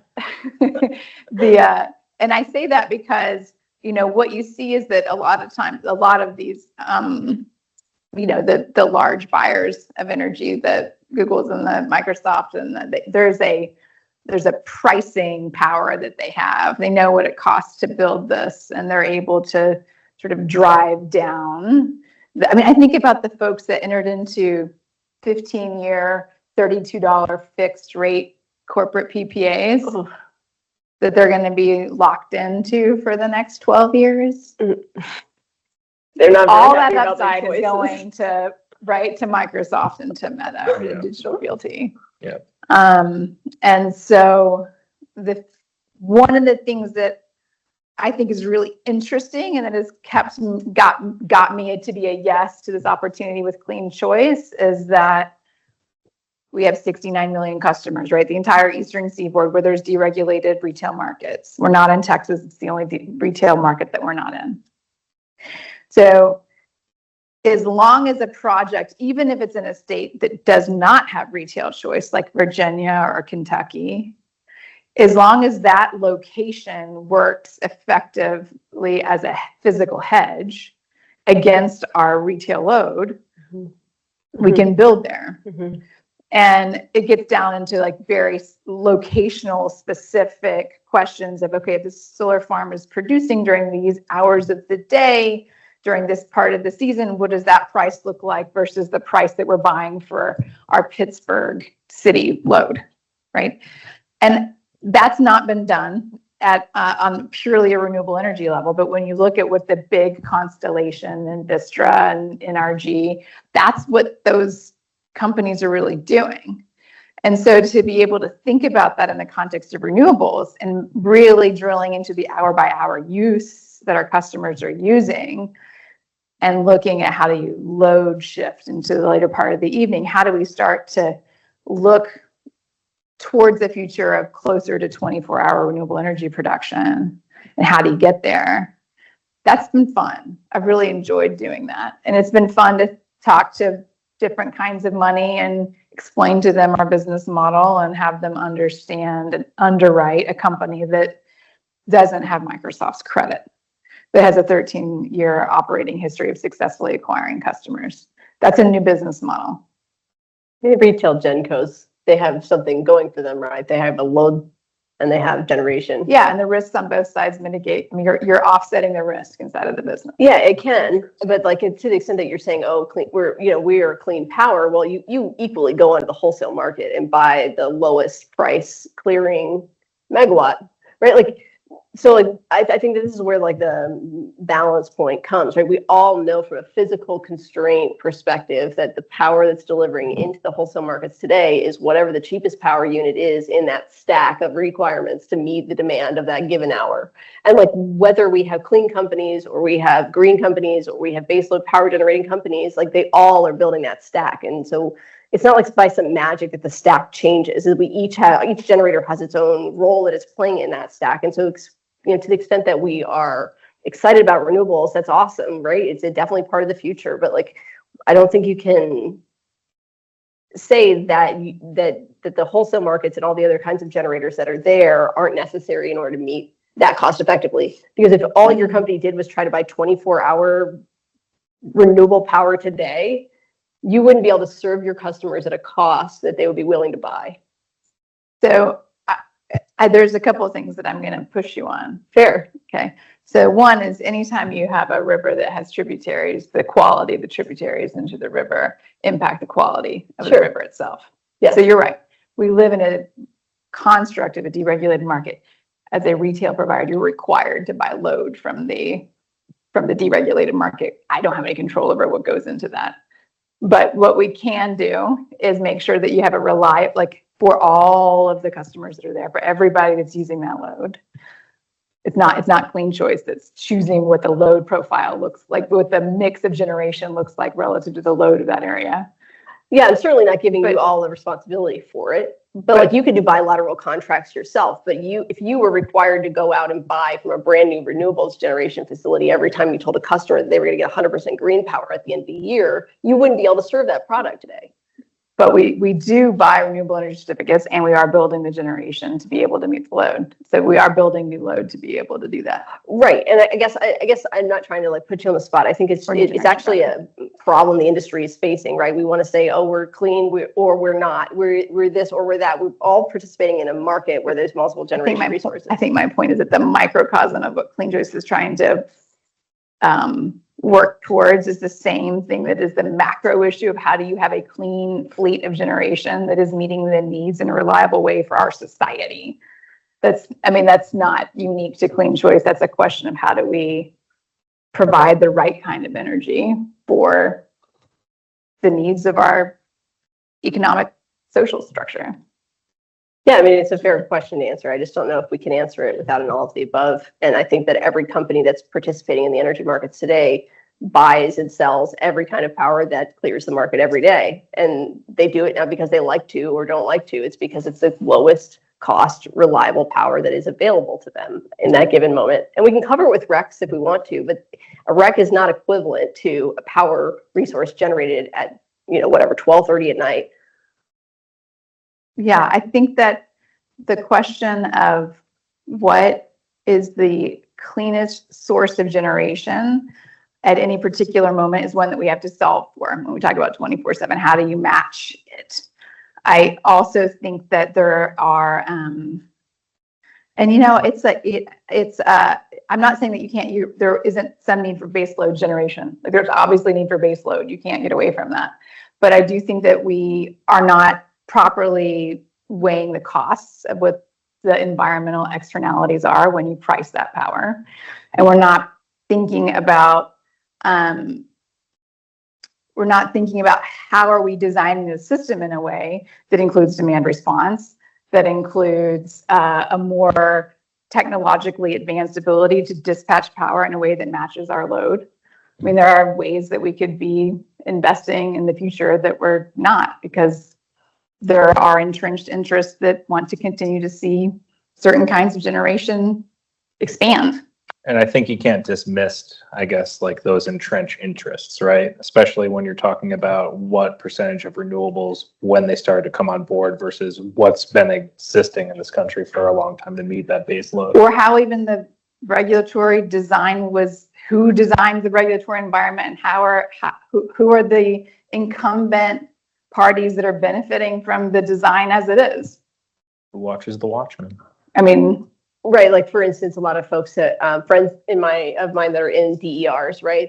They're struggling through distributed energy resource rulemakings, right? And they're trying to get data from utilities that if the utility was only serving transmission or was only serving the function as being a data warehouse for other people who are going to provide these services that stack on top that actually do reduce people's ability to consume power or their desire to consume power, right? Like if they could do that faster, I'm down for it, right? We would actually save power. We would do better things, but the utilities are not wanting to share their data. So they've spent a decade fighting to get to the point where they're still just talking about data clarity and accuracy.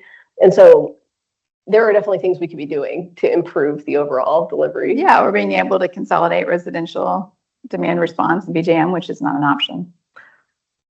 Yeah, demand response aggregation is an interesting concept. Or, you know, that the capacity payments work for 3 years. I mean, there's some folks that are really benefiting from that inside of the design of PJM. You own a lot of generation. Incumbent in generation. Yeah.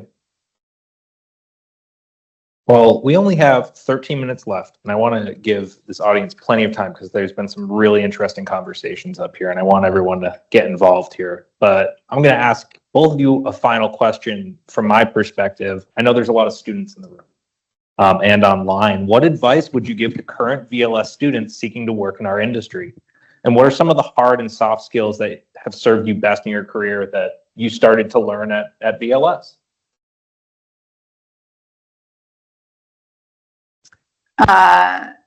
Getting called on in class was super helpful. Shout out to David Firestone. Oh, You know, I think when I remember sitting in Michael Dworkin's energy class and being like, you mean you can't just store energy? Like my mind being blown.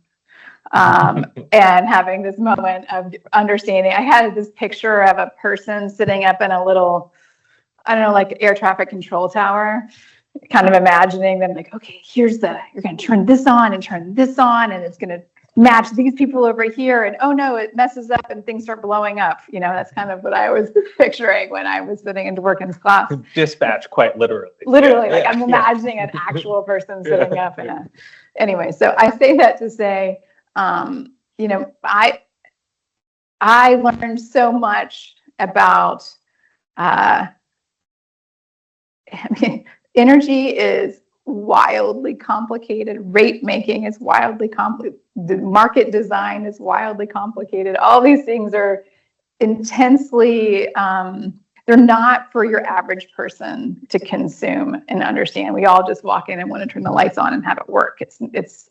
So there was an awareness that came to me inside of those classes.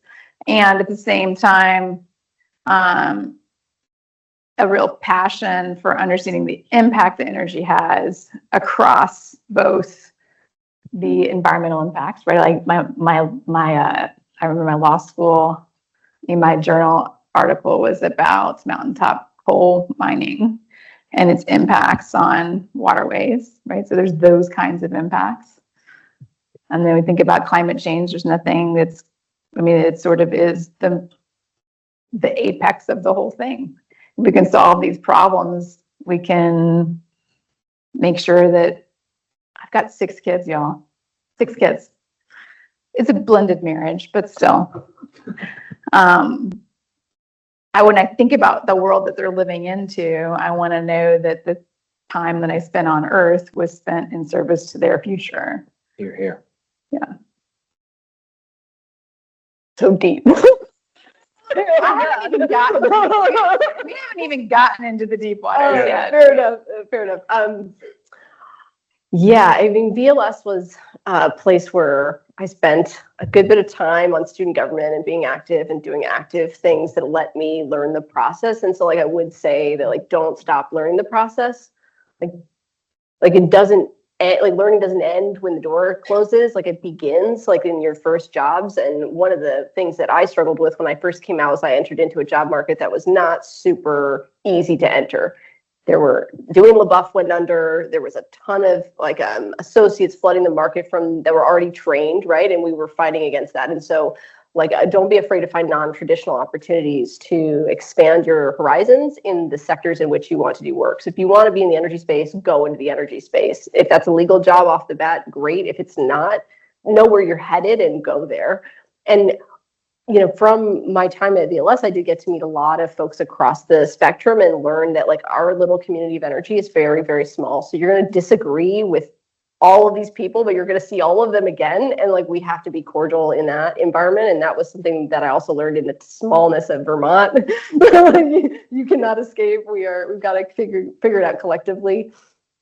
And post law school, I think that folks need to go to where people are building things, because our next, whatever, 10 years of life on this like planet are at least going to be defined by new building and people learning how to build and being near the engineers, like being with Kevin Jones, sitting down and actually looking at the electrical power infrastructure. How does a substation get built? How does it fit together? Actually understanding that is part of the reason why I can today facilitate somebody building one of those things.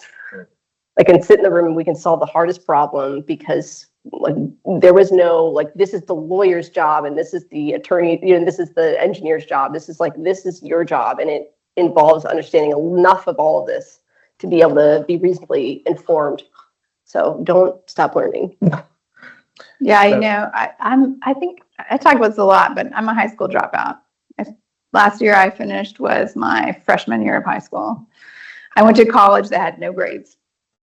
So getting into law school without a GPA was somewhat challenging. The only class I had to take in college that had to do with math was something called Math at Spirit and Use. And I got to take my exams with somebody else. I'm painting the picture for you of the lack of relationship that I had with numbers. All right, so I go to law school because I want to change the world and be like Aaron Brockovich and, you know, fight all the polluters, and end up graduating with 100 and however many thousands of dollars worth of student loans that I promptly had to start paying back. Moved to Winston-Salem, North Carolina. I won't explain why, but there are reasons. And I got whatever job I could get, which was doing low-income housing tax equity deals. And I remember the first time that I put together a flow of funds. It was the first time I'd looked at numbers since my Math at Spirit and Use course. I used to say that I went to law school so that I could do words, not numbers. And I was wrong.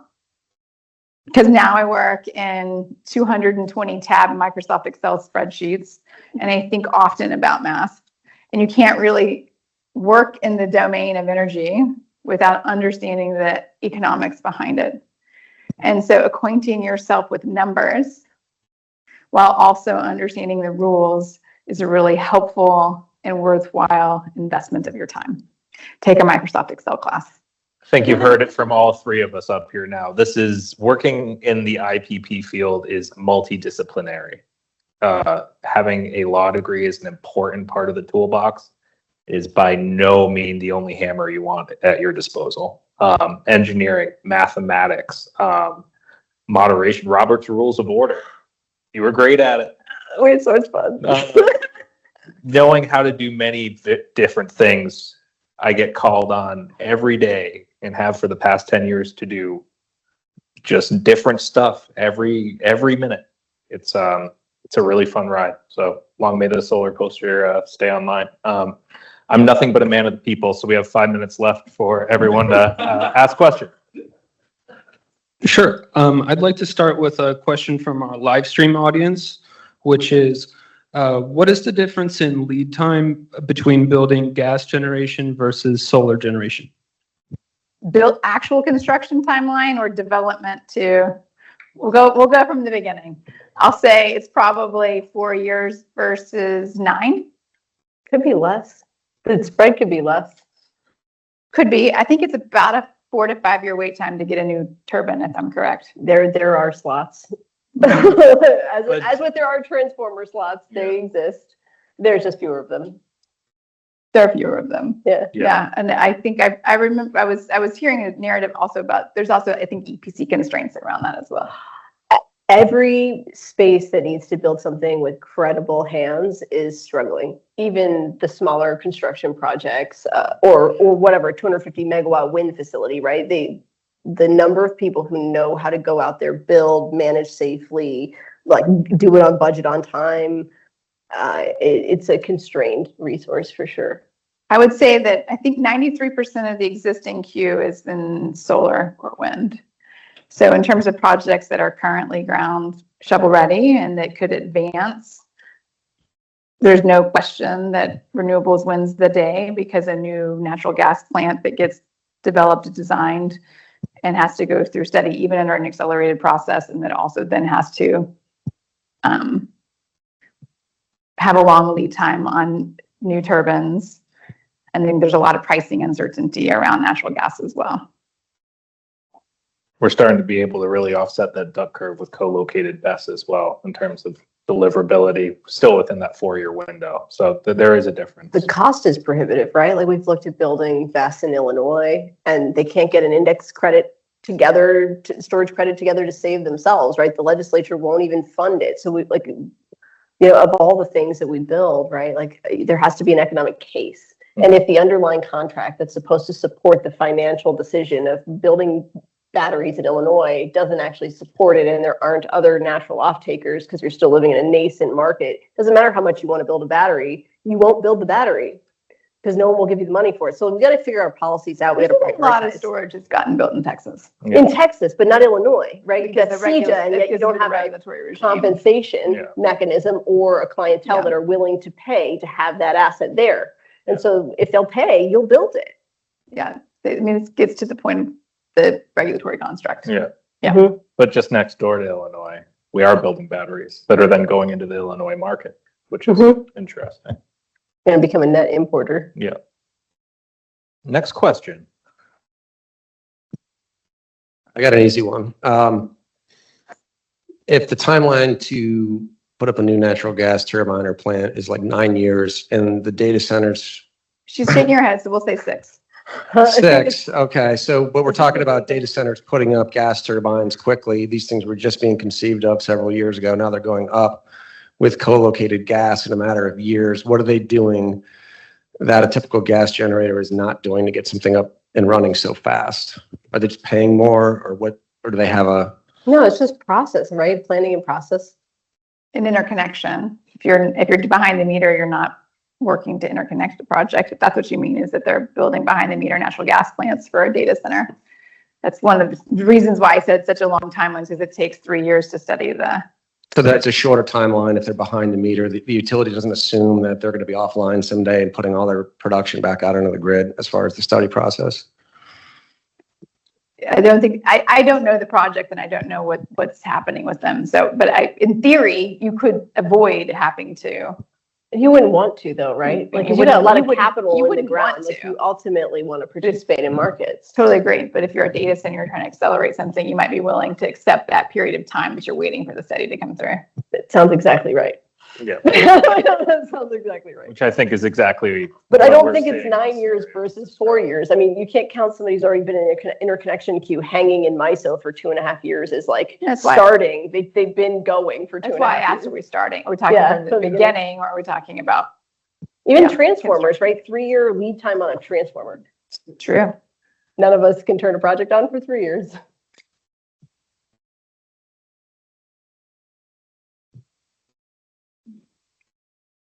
I think we're at time. Yep. Okay. Well, thanks everyone.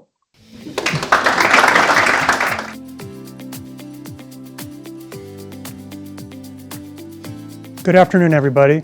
I'm Alan Strasser. I'm a VLS alum. I'm also a proud New Yorker. I'd like to discuss today clean energy in the media and messaging, something we've talked about a little bit in some of the previous panels, especially the first two, and as well show you a video clip, which is a rough cut of something looking at the IRA rescission and how it's really been impacting folks all over the country. Last, we'll do a quick Q&A. And so this is a 10-minute session, very quick. Also like to just give you a little history. So as Mark said, back in 2014, the Symposium series started. And as he said, Kevin Jones, the late Kevin Jones, was very deeply involved in that. So hats off to him. Some of us, like Dan Phillips and I, really worked with some of you alumni to push for that, to get people in the industry, to get in front of the rest of VLS and work with our colleagues in other walks of life to share some of our wisdom and collaborate. So hats off to the Vermont Law's Energy Institute for really continuing to push this hard, and the alumni that have been really working this as well over the last 14 years. It's a long time. So summary of regulatory actions to reduce greenhouse gases. And many of you know this. Raise your hand if you remember the 2009 cap and trade law that was being debated in Congress. Many of you, right? Online too. Raise your hands if you would. So that's a really good data point, right? So back we were looking at regulating back then. Then in 2014 came the Clean Power Plan, EPA rulemaking regulating GHGs. Who remembers that one as well? Okay, so many of you too as well. So both of those failed, right? Unfortunately. So what did we do? We pivoted. 2022 Inflation Reduction Act, the IRA, $370 billion in funding for clean energy, energy efficiency, storage, EVs, battery technology, all of it, right? A lot of money, but it was repealed, as we know, in July. So let's talk about why it was so historic. First of all, it was historic because it resulted in the creation of 400 clean energy factories or major projects, $130 billion in private sector funding, a lot of money being leveraged, as well as 120,000 jobs. Most of those were in red states and in rural communities. So what it did is it did not go the regulatory route, right? We took the money out, put the incentives on the table, and it was a Jobs Act that helped us compete in the energy race with China. So what came next? Unfortunately, in the rescission of the IRA, due to the BBB, it slashed and sunsetted 20 provisions, statutory provisions. It resulted in $22 billion to date of private sector funding being retracted from projects nationwide. That's 20% of all the private money. Lost American jobs, lost market share to China, and we're in the clean energy race and we're losing. And GHGs are continuing to go up. So we've got some really big challenges ahead. So our organization, the American Resilience Project, is small but nimble. We're working now with E2, which many of you know is part of the Natural Resources Defense Council. And we're working to create a media campaign to address this issue right now, to speak to voters in affected states by the job rescissions in particular. In the past, the ARP, we'll call them, our organization, convened federal and state officials. We would work to help advocacy groups come up with lobbying campaigns, educational campaigns, looking at consensus building, and a lot of important things that you need to do to get good legislation. Well, today, ask yourself, does lobbying in the clean energy space, federal space, really work? Is that money even worth spending? Our conclusion, working with our partners, is unfortunately, very sadly, no. So what we are advocating instead is reaching voters directly through our campaign, not just climate-friendly voters, right? Many of you possibly in the room, but red state and swing voters that are being hit economically right in the jaw with these drastic cuts. And I would like to have us run a rough cut of a video. Again, this is a rough cut, giving you a little bit of an idea of what we're doing.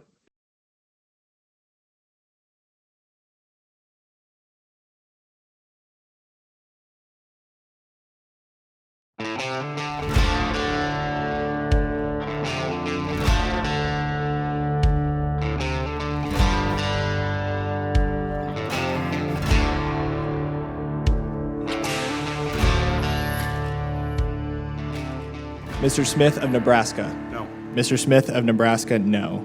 Mr. LaHood. Mr. LaHood, no. Mr. Hearn. Mr. Hearn, no. Mrs. Miller. Mrs. Miller, no. Dr. Murphy. Dr. Murphy, no. Mr. Kustoff. Mr. Kustoff, no. Mr. Fitzpatrick. We are truly at the advent of the biggest economic revolution we've seen in this country in generations. In the past 3 years alone, companies have announced investments of more than $130 billion in more than 400 major clean energy factories and projects all across America. And the problem is that all of this growth is now at risk.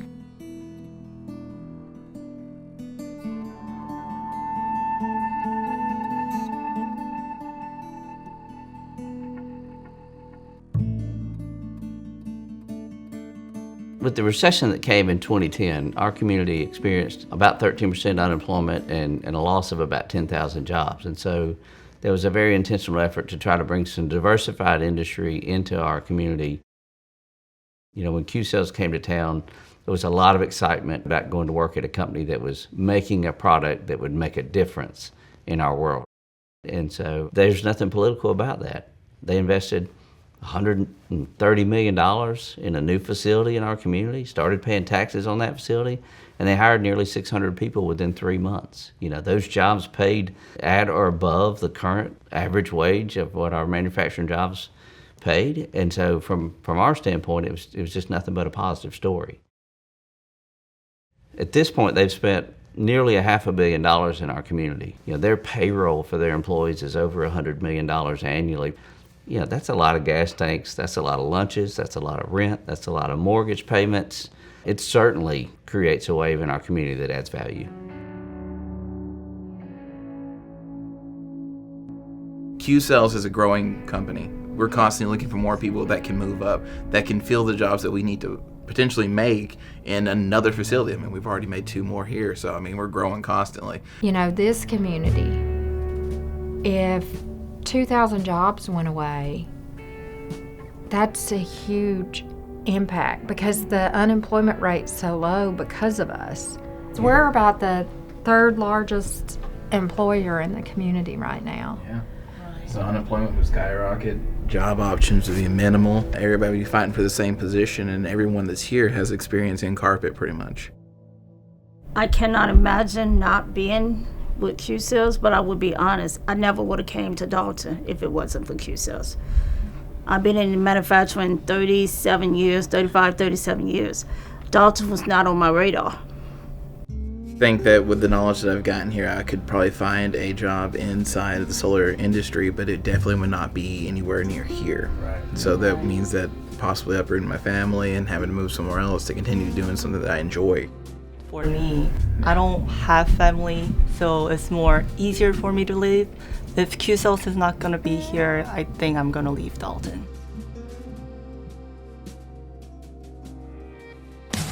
It's a big day in South Georgia as Hyundai officially opens its massive new vehicle at the assembly grand plant. opening of the Meta plant in Bryan County. Hyundai Motor Group continues to invest billions of dollars and create thousands of jobs in the U.S. My goal that when I leave 4 years from now, that we're going to be the electric mobility capital of the United States. Consumers are going to want clean energy. They're going to want EVs, and there's going to be a market for that. Look, if it stabilizes the supply chain, if it results in increased domestic manufacturing, why wouldn't we look at it? Why wouldn't we consider keeping these things? And that's why we should, in my opinion, because it does stabilize the supply chain. It does result in domestic manufacturing, and that's what we want. And that we should be encouraging that.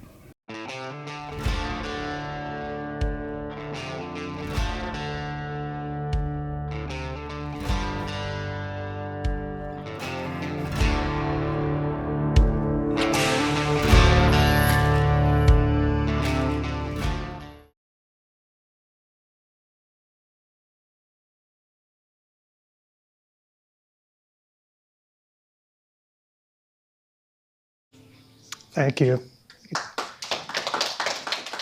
So I'm just going to throw it open for questions. I know we only have about a minute, I think. So questions online or in the room? You need some microphone? Do you need a microphone? Oh. Thank you. That was great, but you say you're reaching political scientist, not a lawyer. I should probably preface. You say that's directed to voters particularly, but as you're well aware, right? Knowing full well the consequences of this repeal on the local community, that member of Congress, for whatever reason, nonetheless, voted to heap harm upon their constituents. What's your theory of change? How do you imagine that you are going to mobilize enough people to change that voting behavior that's either out of fear of the party or other considerations? So how are you thinking about how this is going to actually work in practice? Yeah, it's not easy to change votes on the ground, honestly. But I think a lot of the people that are speaking in this type of rough cut are the kind of people that other people will listen to. Like, I know someone who works at that factory. There's 4,000 employees, right? So you know someone. And that kind of messenger can be effective. They also listen to certain people in social media. So working with other people that have social media savvy to figure out who are the best messengers in the 14th district in Georgia, or in Louisiana, or Nevada, where they have a huge plant that's going to get hit with this as well, the closing. So it's very hard, and we're actually reaching out to folks here also to find more intellectual partners that want to work on this, because we don't see the traditional lobbying route as being very effective right now, unfortunately. But a lot of people are losing money. A lot of people have really got smashed in the face here, and so the best answer I can give you is it really has to be much more tailored and much more sophisticated, and we'll do our best to reach those voters based on economics. They're not going to be mostly concerned about climate change. They're going to care about the jobs. That's what you just saw here. That's the focus. It doesn't mean we're not trying to also mobilize, blue voters, if you will. But if you don't reach those voters, you really don't win. You can't win these elections. Other questions? Any questions online? Question is my contact information in the chat by any chance, or could you drop it in the chat? Okay, great. Oh, thank you very much. Again, I look forward to talking to some of you later. If you're around, if you're interested, get in touch. This is a joint effort. And how do we best spread targeted messaging to people? It's challenging, but that's the challenge that we have to face right now if you really want to make a difference on GHG reduction and also the future of clean energy in this country. Thanks very much for listening.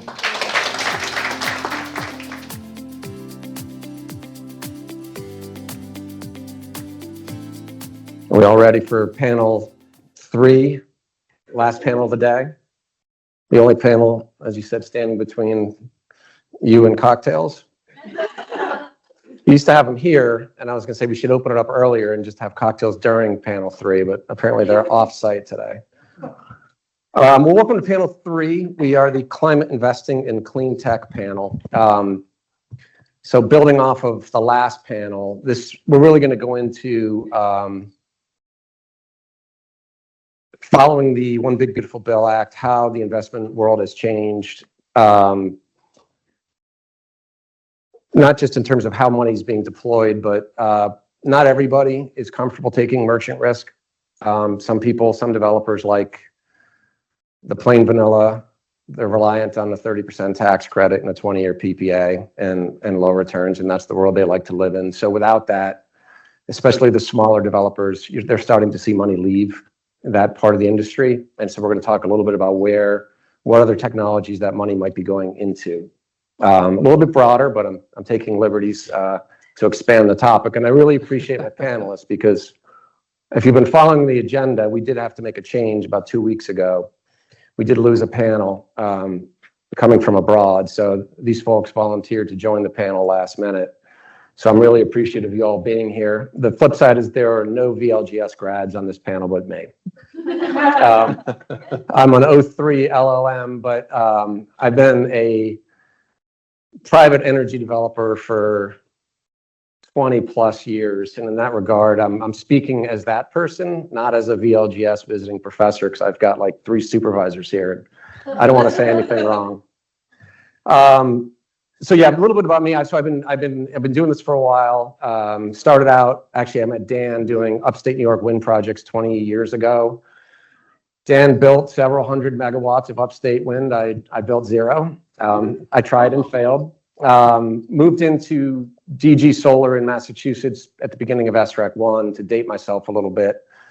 And like a lot of the industry, did that for a while and helped out some big companies like Adani out of India, set up operations here, did some consulting, and then worked in the offshore wind industry for a brief period, and then into the energy storage space, which I'm still partly in, although unfortunately Dan and I just lost a 100 megawatt hour project about 2 days ago in Massachusetts. So that extra tuition invoice from Holy Cross is going to hurt a little bit in a couple months. We were expecting a milestone payment. That's okay. The queues are tough. The queues are tough. The wetlands were tough there too. So the way it's going to work is we structured it a little bit differently on our organizational call. We're going to do quick overview intros. Everyone is going to just talk for 5 or 10 minutes, maybe 1 or 2 questions, and we're really going to open it up to the audience for discussion.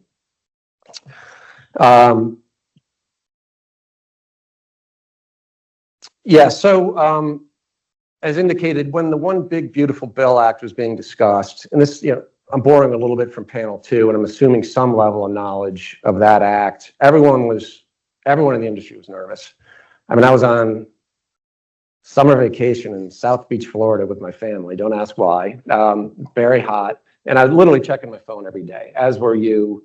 What's going on with the Freedom Caucus? Where is this going to land with Senator Murkowski? Oh my gosh, what's happening? And when it finally came out, it was no one was too worried about it, because largely we all knew about the safe harbor rules and the 5% standard, and we all felt comfortable with that. So, given what they call the solar coaster, we figured we're going to get through the next 3 to 5 years building out projects, and then life's going to change, and we're going to move forward as an industry. Wind was used to the PTC going up and down. Solar's been used to tariffs going up and down, costs rising. We've all survived this. So we weren't too panicked after the act passed. Then, of course, the executive order came out, and we all panicked.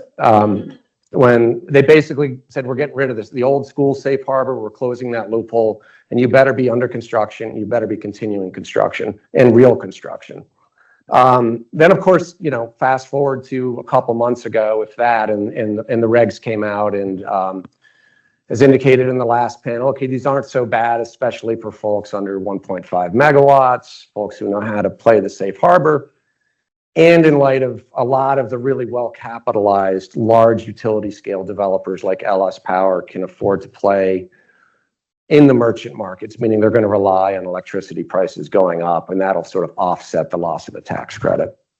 So it's been a wild ride. And of course, we still have the foreign entity of concern rules coming out, and by no means does anybody think they're going to be good for the industry. So we have that potential obstacle coming also. So as I said, money is moving out. I do know some large utility scale wind and solar developers who've cut their early stage portfolios by 80% just because they're unwilling to take merchant risk, and they're really being picky about which ones they're going to move forward. They're faced with high interconnection bills, payments, 3 to 5 year studies, and for projects that don't look like they're going to be a go, they're just not going to move forward with them. So that is happening in parts of the industry, and especially happening in the DG space. And even I was saying, even at our little energy clinic at the law school, we are, we're seeing a lot of states moving away from solar in light of the climate. We've seen, no more virtual net metering in Vermont. We've seen the grant program in New Hampshire die out. So even at our little energy clinic, we're moving away from community solar, and now we're doing more things like geothermal. We've got several geothermal projects running. We've got some hydro relicensing projects running. We've got a battery storage project we're working on. So even at our scale, we're starting to feel the effects of the administration changing the rules and the incentives on us. And of course, there's also going to be a lot of consolidation. A lot of smaller firms that don't have a lot of capital are packaging up their pipelines and their projects and selling off to some of the larger entities. And I think we're going to see more of that in the next year. Okay, but without further ado, why don't we jump right in? Why don't I do a quick intro of George, and then you can go, just so we don't forget, and then I'll move on. So George is actually an old friend. It's completely random. We ended up on the panel together, but I'm happy to see him again. It's been 20 years. So George has over 25 years of M&A experience in infrastructure, renewables, and energy, with experience at firms such as Credit Suisse and Tudor, Pickering, Holt. He's currently a partner at KPMG, where he works on infrastructure and renewables M&A, and he leads the IRA-related tax credit brokerage service. So George, if you could just tell us a little bit about the types of projects you're working on, have worked on, and what you're seeing, in the short term and long term moving forward after passage of the bill. Yeah, sure. So as Kurt said, I kind of do two things now. It's a little different for me. I mean, historically, I was pure M&A, working on typically larger projects, whether that's infrastructure or utility deals or renewable deals. And that's where I spent my life, both at large firms and small firms, and joined KPMG really to work my Rolodex about 3 years ago. And the IRA gets passed, and in my background's transactions, and I said, hey, we should be helping people place or broker these credits. It wasn't a service offering that KPMG had at the time, right? They're an auditing firm and do tax advisory work. But after a while pushing on that, they approved it, and I formed a team, and we've been doing that. And that's interesting for this conversation, because it kind of gives me two views into the world on renewables or energy transition and kind of what's happening. On the tax credit side, nothing really changed in my view with the bill. Granted, we got an earlier sunset date on wind and solar, and it changed the safe harbor. If you're in that world, that's obviously a massive thing. But if you think about the bill, the IRA, it's a very small amount of the credits, right? I mean, the credits, it's a very, very large market. I mean, we won't know how many of those got transferred, what the value was. IRS will be years before they print that out. It'll be delayed, 3 to 5 years or back looking. But it's 40 or 50 billion or more a year. It's probably what we did in 24. It's probably what we're going to do in 25. So it's working, right? And you're seeing it in a lot of places. Obviously, we're seeing it in wind and solar. We're seeing it in battery. We're seeing it in RNG, but we're also seeing it in manufacturing, very heavily, as a lot of foreign companies have moved manufacturing here on shore, right? That was a big part of the IRA and what they were trying to accomplish, and they did. It's actually interesting. I think the last administration did a terrible job of marketing that, right? I have clients, that are the large Japanese and South Korean conglomerates, very large companies that are the big battery manufacturers. They're all over here now with Stellantis and Hyundai and GM, and they've developed these plants, right? They haven't developed one. They have $3 or $4 billion facilities. Some are up and running, some are close to being up and running, but it's a huge investment.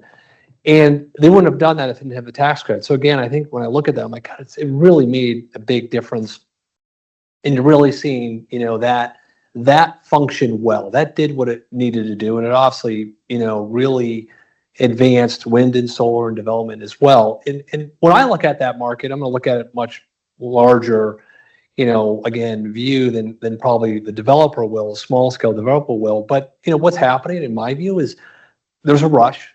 Things have gotten accelerated. So there's a lot of projects that were moving down, the path. And what I see happening right now, because I'm in conversations with small and larger developers, is there's accelerating timeline. If they feel that project can hit the new sunset date, they've accelerated those. So I think there's a little bit of a rush going on. And I think we'll see, more capital deployed. And then it's going to slow down a little bit in wind and solar. And unfortunately, wind and solar are the two that are really got hurt, right? There's no it's no secret that the administration is really sort of against those two technologies. And you mentioned, the executive order. And when I look at the market, right, the big beautiful bill, you may like some things in it, you may dislike some things in it, but it gave us clarity, right? It's law. We know what it is. The real risk is on the executive order front, because you just don't know what's coming next, right? And it may not be something that is puts an absolute stop order on your project, but it may be something that just creates enough distress in what you're doing that you can't get it done, right? Your partners don't want to work, your funding doesn't move forward, your bank doesn't want to lend you the money. And that's really, to me, when I look at that risk, and I was having a conversation with someone that trades commodities. He's like, yeah, he actually has a Truth Social account now. He's like, because I got to know at 11 o'clock at night what Trump says, because it's going to roll the markets the next day. So I can't wait to read it in Bloomberg. I gotta know as it's happening. And he's like, that's actually how where I get my information. It moves the markets the most. So I was sort of like, oh, that's interesting. I should probably do the same thing. So I know what's going to happen in renewables and development. But so that's one part of what I do. And then KPMG does do M&A, and my background's M&A. I didn't really realize they did. In my view, we do a lot of international M&A, right? We really do things, especially outside the U.S. U.S., we're not going to compete effectively with the Goldmans and JP Morgans of the world. But where we are, in my view, more effective on larger deals is we have connectivity with large international conglomerates, no different than the battery guys, that want to develop and invest in the U.S., right? No better market, even with all that's going on. This is where you want to be. And so they are always looking at opportunities here in the U.S. and not surprising, given who they are, they really focus on energy transition and renewables. And I'm working on a couple transactions now. One's with a SAF biodiesel facility. It's a large, billion-dollar investment in a refinery. And the other one is actually buying wind and solar projects. And they started this process with us earlier in the year when it was a very different market. They said, I'm going to build a renewable company. I'm going to take this company public. I'm going to build a big business. I'm going to create the next, Clearway. And now obviously things are a little different, but they're not changing their views. They're still looking to deploy capital. They're saying, well, wait a minute, we got to slow down a little bit and see what happens, because to your point, Kurt, they're like, now maybe it's a better opportunity for us because we can sit back. We're large, we're investment grade with a lot of money, and we can wait for the smaller developers to have to make a decision to capitulate and buy development teams. I don't think they believe they're going to get them cheaper. I just think they're going to have more opportunities. And I believe with that. I believe in 100%. There's going to be capital is going to be choosier about where it goes. And obviously, if you're large and you have a large balance sheet, this will be an ideal opportunity. If you believe even 25% of where everyone thinks power markets are going with AI and data centers, the market pricing will get you where you need to get to develop a merchant project, right? I mean, honestly, so you sort of feel like you could do this without the tax credits. It's going to be a different market, but I firmly believe that pick a big tech company in the West Coast that has high ESG goals. Those goals aren't changing. And to realize those goals, they got to do a number of things, not just get Constellation open a nuclear plant. They've got to invest in wind and solar, and I believe they will. And their PPAs will be higher revenue. It's just economics, right? Now you don't have the tax credits, so you got to make up that economics somewhere else, and it's going to be in the market or with your PPA, in my view, with the developer. And that's going to take, all this is going to take 2 or 3 years to kind of work through the system. But that's my sort of high level view of how I think the market's going to change because of this, barring some crazy executive order that may come out tonight that says something different. But so your clients are still investing in not just buying operational projects, but still investing in early stage wind and solar projects comfortable. They are. And I mentioned to you before, just from what I did, I have a lot of relationships in the biz dev of some of the larger public power producers, and they all said, hey, we will buy merchant projects. Someone wants to sell them, maybe not in ERCOT, but a lot of other markets. And I mentioned because we can go into those, they have the funds to acquire them, but they're really comfortable now in most markets with where the pricing is at capacity and spot to take the next 3, 4, 5 years and hedge it, right? So they're not merchant right now. They're like, we think your grass is greener in 5 years. So that's kind of what we're going to do. We're going to de-risk it for the early part. And there's a price where we wouldn't do the deal, but we're in that market. We will do those deals, which I don't think I was hearing a year ago, which is different. So I still think, again, if you're a small developer, I don't mean small projects, but a small developer doing probably larger projects, I think you're going to face some challenges here in the next couple of years. I think other larger parties, it's funny, I was just looking at my phone before I took the stage. And I don't think I get anything on LinkedIn, but I always look at it. I'm not a social media person, but I have to have a LinkedIn account. And on the front of it was, I think, $59 billion that Apollo was the headline, put in energy transition so far, right? You have every mega fund out there has raised an enormous amount of capital. I mean, not 5 billion, but 50 and 40, the GIPs and KKRs to invest in the space. I mean, they don't make money unless they invest in the space. That money is going to find a home somewhere, whether it's more SAF refineries or wind or solar. I mean, in my view, there's just a lot of capital still on the sidelines that will look for a home in this broad space. Right. Well, that's great. That's a great overview. Well, I'm sure we have some questions that will evolve from that. If you don't mind, I'm going to skip to Dan just because you do.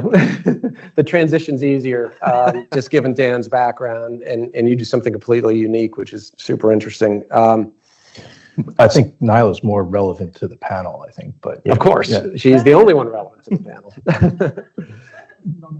To the actual first topic before I changed it on the whim. So Dan, as I mentioned, Dan's an old friend. He is the co-founder and chief investment officer of Current Trucking?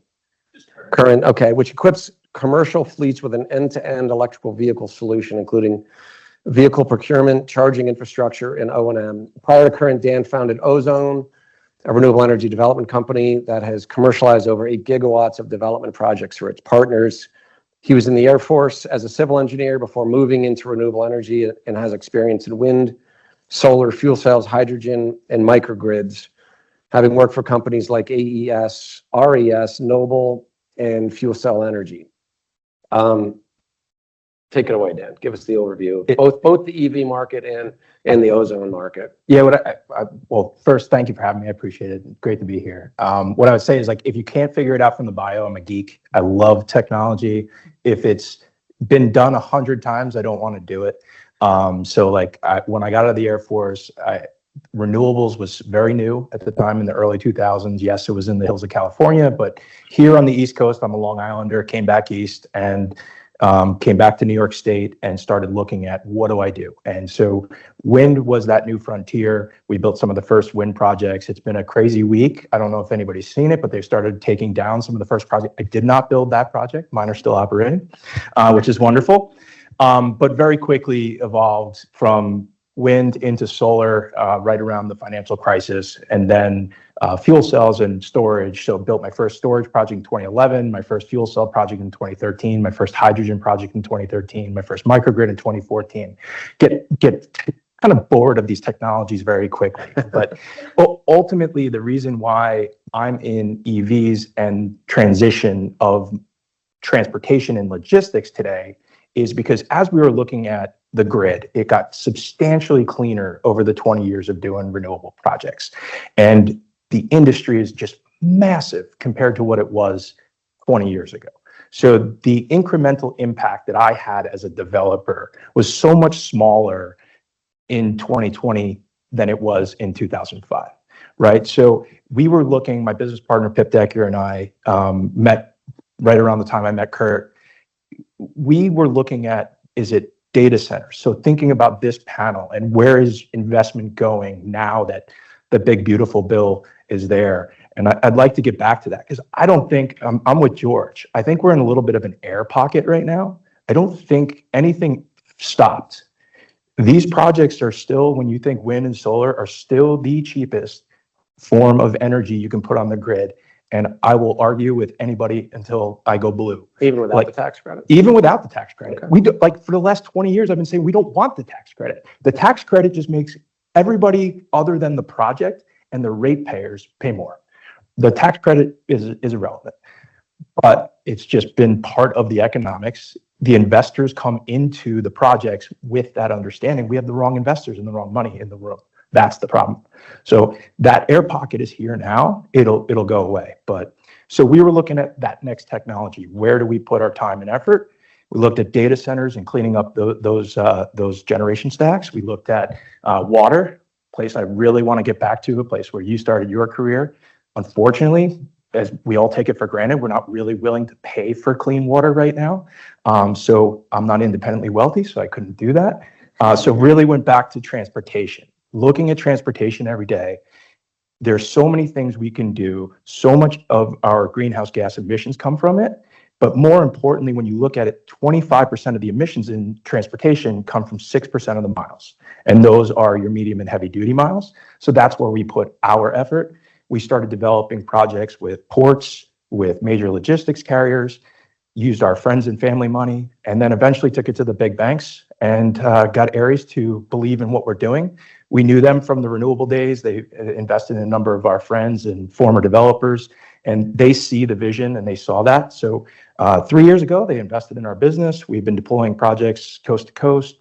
Now we're in light duty all the way up to heavy duty. So we're doing about 1,000 charging sessions a day. So not massive yet, but starting to make an impact on everything from rideshare all the way up to ports. And so you just, I'm going to interrupt you for a second just because I have a quick question. You just met with them, right? A few hours ago. They invest in climate tech. Given the sunsetting of, direct question, if you don't mind, the sunsetting of the EV truck credits fairly quickly, they're still comfortable. You're still comfortable in clean, in current, everything's moving forward, no hiccups. They're not slowing down the deployment of capital. It's full steam ahead. It's 100% full steam ahead. I think the only thing that happens is there's consolidation, right? There was consolidation in wind and solar back in post-2008 financial crisis, right? In 2010, you saw tons of M&A in the space. Apex Clean Energy, if anybody looks at the renewable energy world, didn't exist in 2008. And in 2010, they started buying everybody's assets for pennies on the dollar. And now they're one of the biggest renewable energy developers, I would say, in the world. I mean, the portfolio is massive. I mean, LS is a little bit bigger, but like from what they were able to do with the capital that was behind them because of the opportunity that they took at that time. What I'm starting to see right now, and I'm curious George's opinion and on this, is that I'm starting to hear from my friends, especially on the investment side, especially on the private equity side, that they are in buy mode. I do think that we will see new developers start, or just that kind of consolidation of the market for wind and solar. Right. It's a challenging market for undercapitalized smaller groups, especially if you're in that 1.5 to 10 megawatt sector. You're not in that utility scale sector, but you're not in the safe harbor restriction sector being under 1.5. So it's a lot of those groups are starting to sell. But I selfishly love the new technologies that are now getting some love, that there is a little bit of shade on the market. So good transition. I'm sure we got a bunch of questions for you. So Nyla, as Dan indicated, is directly involved in the climate investing in clean tech world. She leads strategy at the Clean Fight, focused on accelerating the transition to a low carbon future. Her work focuses on designing and testing strategies to accelerate the scaling of climate solutions. By bringing together innovators, investors, policymakers, and market adopters, the Clean Fight tests the most impactful interventions to removing barriers to adoption. Nyla has extensive experience shaping forward-looking business, innovation, and marketing strategies for Fortune 200 companies, having led strategy at Faith Popcorn's Brain Reserve in New York, the world's leading future-focused consultancy. She's worked in advertising at Publicis in London. So if you could tell us a little bit about the Clean Fight and what you're seeing these days, especially these days in comparison, if there's been any change to time before the One Big Beautiful Bill Act, that would be great. Yeah. So I will say that other than we're working in sort of different parts of the sort of clean economy, we don't do any direct investments ourselves. So we're a not-for-profit. We're funded largely by New York State. We had federal funding. We still have it. We will not get any more federal funding, I don't think, and philanthropic funding. But our whole sort of theory of change is we have the majority of the climate solutions we need to solve the crisis. They're just not being adopted quickly enough. And the delta between the rate at which the market will naturally adopt new solutions and the rate at which we need them to be adopted for us to all be able to live to be to be alive is too great. And so, what are the strategies that can help to kind of close that gap? And we're a small organization, so we're not looking at, okay, where can large pools of capital go, but what are some of the smaller interventions that can happen? So New York State is an incredible state to be in terms of the support that we get from the governor, from the kind of state legislature, from the city. There's a lot of money put into innovation through NYSERDA and innovation programs to kind of test out different approaches. And so like Kurt said, we really work with those kind of later stage companies. So we don't kind of take technology risk. We're bringing companies into our program that have proven solutions, but they're still very early in terms of, if you look at the kind of the time frame of from a very early stage solution to a solution that's been in the market for 50 years. So they still need support in terms of scaling, and people are still nervous about taking risk with this stage company, even if they have deployed in different use cases in different markets and have proven that they're successful. I think I think I have a slightly less optimistic view than you two. I think that I keep on looking for the silver linings, and I can come up with them.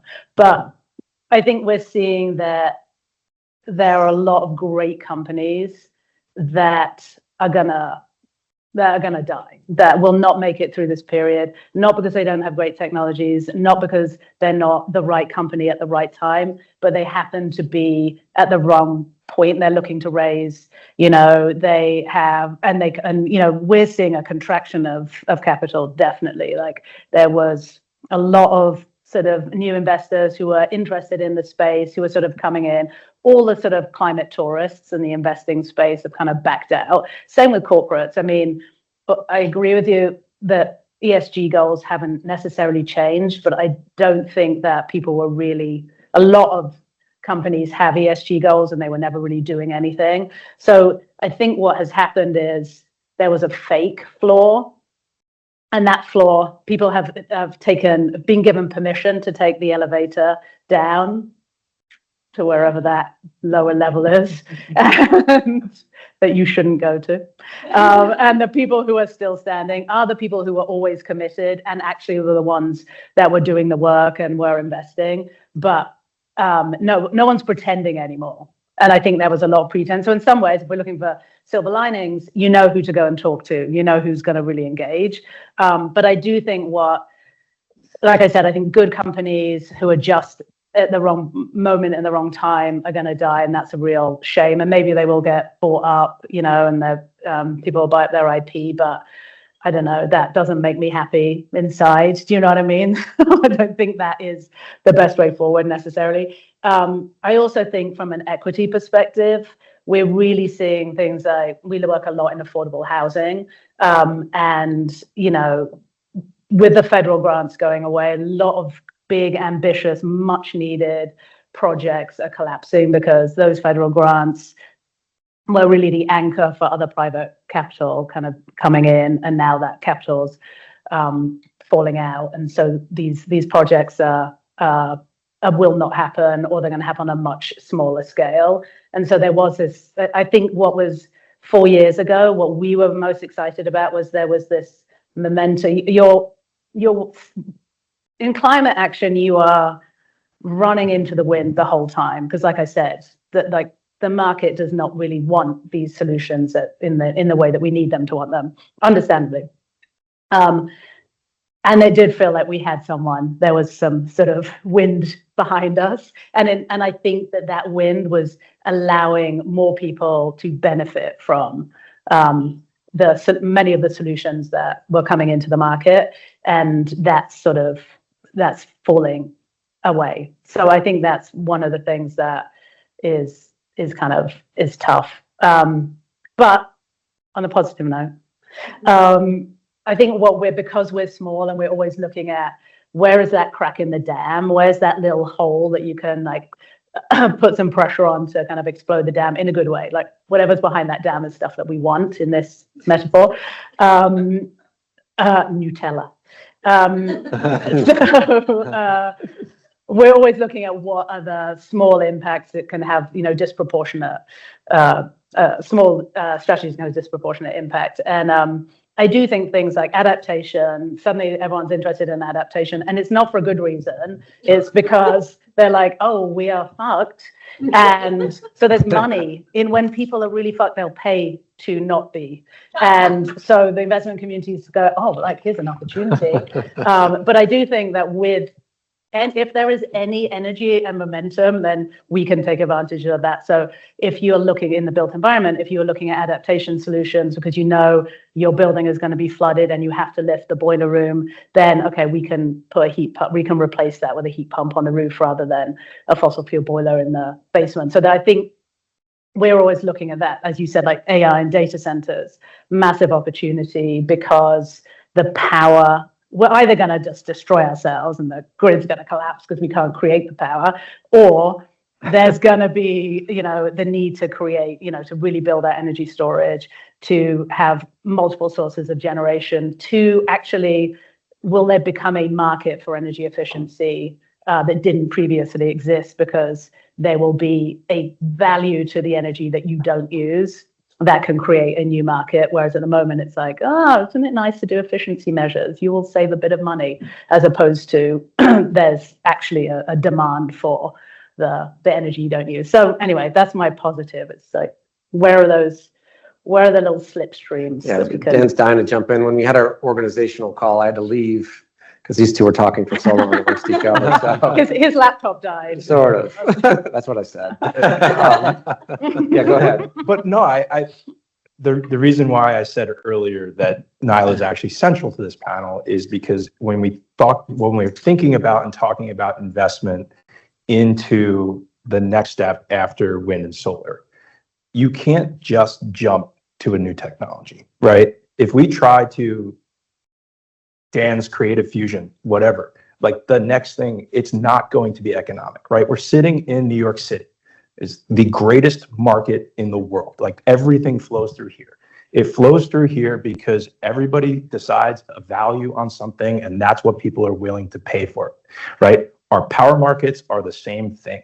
The reason why we had tax credits is because solar and wind were here and we had to get them down here in order to make them clear in the market. They're now down here, the market clears up here. When we take tax credits off, they're right around where the market is. And you heard on the last panel, our construction prices are high. Why are they high? Because everybody knows what the price is. Everybody can run a simple financial model. Everybody prices to the market, right? We just need to get the right investors and set that. But thinking about the next projects, that's where, like, I love NYSERDA. I've worked with NYSERDA for 20 years. Even when I was building this business with my partner, I was working with NYSERDA on other things on the side just because the geek in me loves what they do, right? Didn't know about Nyla's organization, but that's why I was like a kid in the candy store, excited about the types of things they're working on.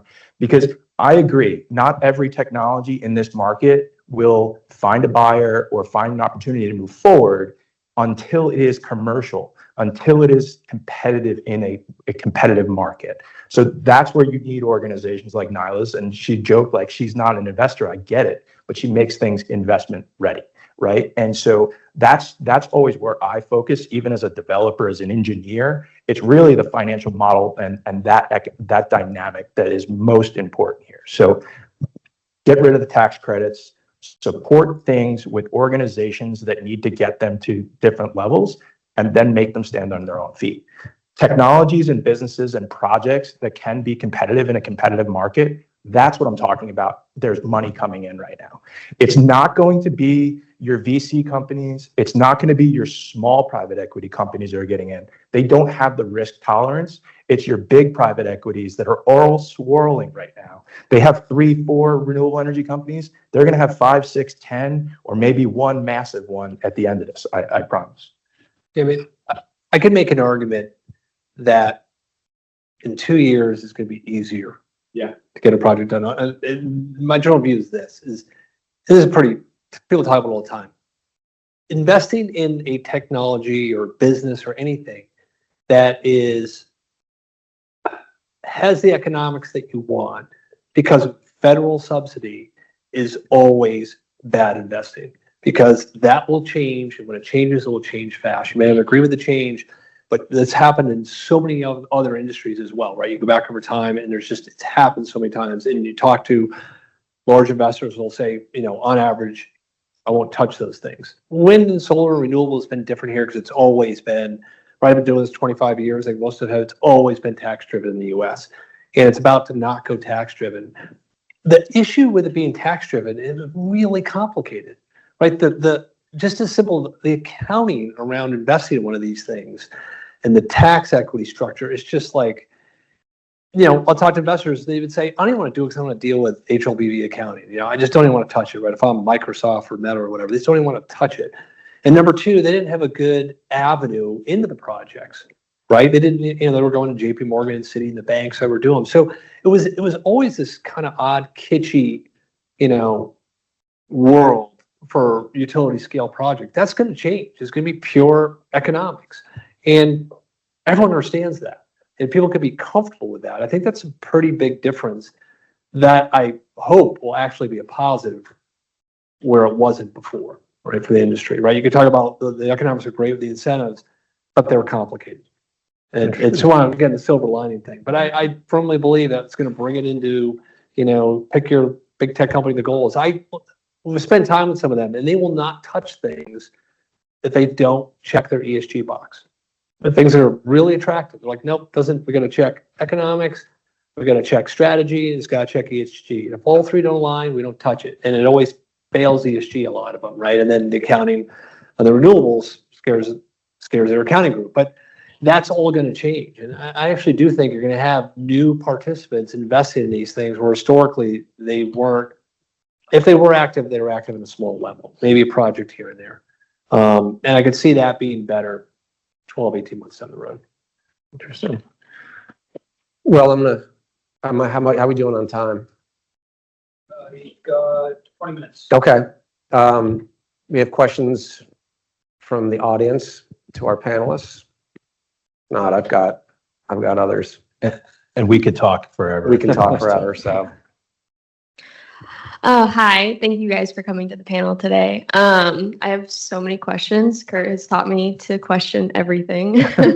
But I was just wondering, so as you said, investing is still going strong in this air pocket that we're in. And I'm wondering, how can climate investing avoid repeating the bust and boom cycle that we've seen in the past? And instead of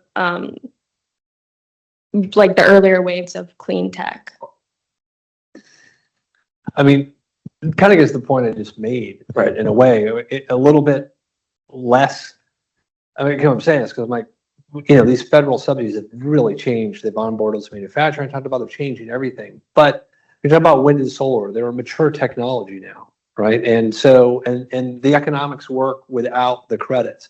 So it's kind of time for them to stand on their own. And that, to me, once they stand on their own without the federal government providing the benefit they need for someone to invest in them, that's when you typically will get around the boom or bust. I mean, something can happen in the power markets, but that will take everyone down, right? Whether you're generating from a gas or coal or nuke or whatever. So, but I think that would actually provide stability over time. It may take time for that to happen, but I think that's one of the things that will change that market. And I think the smaller DG market around that will just follow suit with that, would be my guess, my view. I think from my perspective, it goes back to the markets, right? So maybe clean tech investing, that's a little bit more cutting edge, like bleeding edge than the market itself. But looking at the underlying fundamentals, and like, there's probably a lot of people that could be upset at this. Like, I love fuel cells, right? And I spent some time at Fuel Cell Energy. There's a reason why fuel cells are on satellites and space shuttles and not powering all these buildings, right? So if you understand the underlying fundamentals and the economics behind what you're trying to build, and you look at it and you say, it cost me 10 times what it would cost me to generate power from any other technology, but you see that path to how it can be cheaper, then that's something you want to invest in. So solar got there because of I think it's Moore's law. I'm an engineer, not a manufacturing guy, but when you double manufacturing, you have the cost of manufacturing. So solar kept doubling manufacturing, kept having the cost. Batteries are in every single thing, my cell phone, your laptop, everywhere. So the cost of a battery, my first project, I paid over $2,000 a kilowatt hour. You're paying under $100 a kilowatt hour right now. You can't do that. I hope I'm proven wrong. You can't do that with fuel cells because you're never going to get that volume in that industry to get that cost down. So looking at the underlying economics of that clean tech is how you will put your idea of what is smart and what will make it. I mean, you mentioned fuel cells. So I started my career doing banking in '96 in energy, and I don't know if you're around work at that point, but we brought Plug Power, public, and we had H Power and hydro burners. Just that's what I was doing. It was fun. I was helping those early stage companies. Most of them went bust and got sold. And they're all part of some other company now, and fuel cell energy is one of them, and Plug's one of them, and that's going to happen. It's going to happen again right now, I guess, right? I mean, it sort of cleans out a large, technology sector, if you will, with multiple solutions, kind of all doing the same thing, and consolidates it. But a lot of people don't like that comment, but it's going to happen, right? I mean, so they're not necessarily going to go away. They're just going to be part of something else.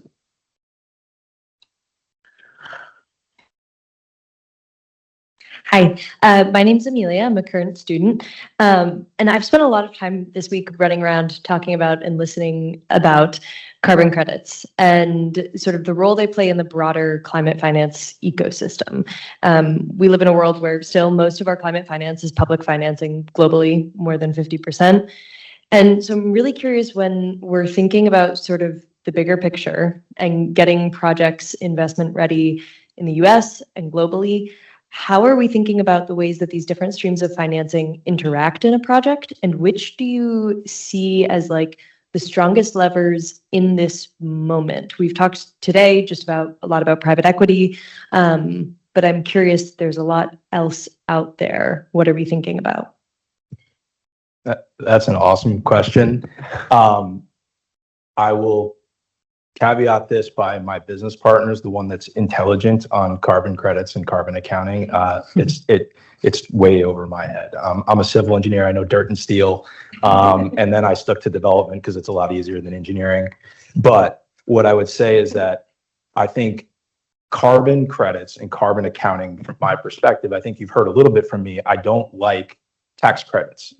I think carbon credits have a great foundation because that makes every one of us and the companies that we work with and the economies that we live in and move in responsible for the purchases we make, the investments we make, the things that we do. And I have been waiting now the last 20 years for it to really become mainstream, because that's really the way we can all speak with our pockets, and the big corporates that, we look up to and probably spend a little bit too much money with can help drive the right things to happen.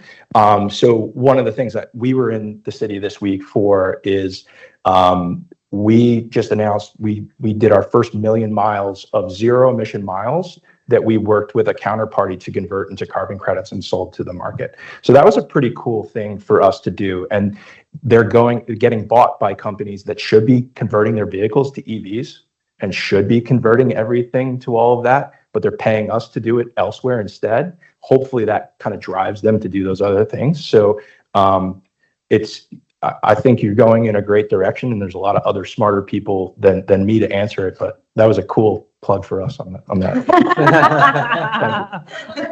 Now I got a simple question for you. How, so solar, wind, EVs were no longer associated with unicorns and fairies, as indicated on the prior panel. You're in a tough market. You have to go pitch to trucking folks, old trucking companies that have been around for years on diesel. Now that it's sort of in vogue to not go renewable, or it's becoming that way, it seems more so than it was a couple of years ago. How tough is the approach with some of these older, more established trucking companies that may have been hesitant at first And now, are you seeing them more hesitant because of their politics, because of the nature of the industry, or? There's two kind of like pieces to that, right? The one is I got smacked in the face with this when I first started in renewables, and I brought my first project out and I wanted to sell the power, and no one was willing to pay me more for my wind project than they were willing to pay for the coal project. Like, I don't understand that. I still, in theory, don't understand that. I get it, and I get the financial markets, right? It's the same thing in what we do, right? So the number one, we need to show the value proposition to our customer, right? And so that is what we spend all day, every day doing, right? And so that's one piece of it. And then the other piece of it is the I guess we say from the last panel, like the political side of it, right? Like it's not just legislative or regulatory or NIMBYism, right? It's political, right? So good example. We were in a Syracuse FedEx facility. We have a number of Class 8 vehicles running there, Peterbilt, Freightliner, Volvo. We actually were coming in with a Volvo truck, showing it off for the first time in the yard. Kind of did a kind of check it out day. And this gentleman drives up in his big rig, and he stops and he gets out, and he's got his "Don't Take My Guns" hat on. And I'm like, oh, this is gonna be a fun one, right? And he comes up and he hits me right away, and we're going at it. And I'm like, listen, I'm former military. I understand, where you're coming from that perspective. So listen to me on my perspective. And I was like, just drive it. If you don't like it, leave. This guy went out for a test drive. He came back. He goes, so when am I going to get in my truck? Yeah. It's like, it's just night and day difference, right? So there's the economic piece, which is always going to be there. You have to make it the right financial decision. And then the product speaks for itself. And it's still the right decision, even potentially without the tax credits. Yeah. On the trucking side. So there was a lot of great things, I think, in the IRA for just everything across the board in clean tech. But we got hit unfairly because they capped the credit. So even though it was a 30% investment tax credit, they capped it at $40,000. So for a $500,000 truck, that doesn't get you very far. Right. And you got to think about it. Like my customers, even though you see a FedEx truck running down the road or an Amazon truck running down the road, if you look under it, there's an LLC there. That guy has 5 trucks, 1 truck, 10 trucks. Those people don't have tax bills. Those people don't need a $40,000 tax credit. Those people need an EV that is going to be economic and save them money.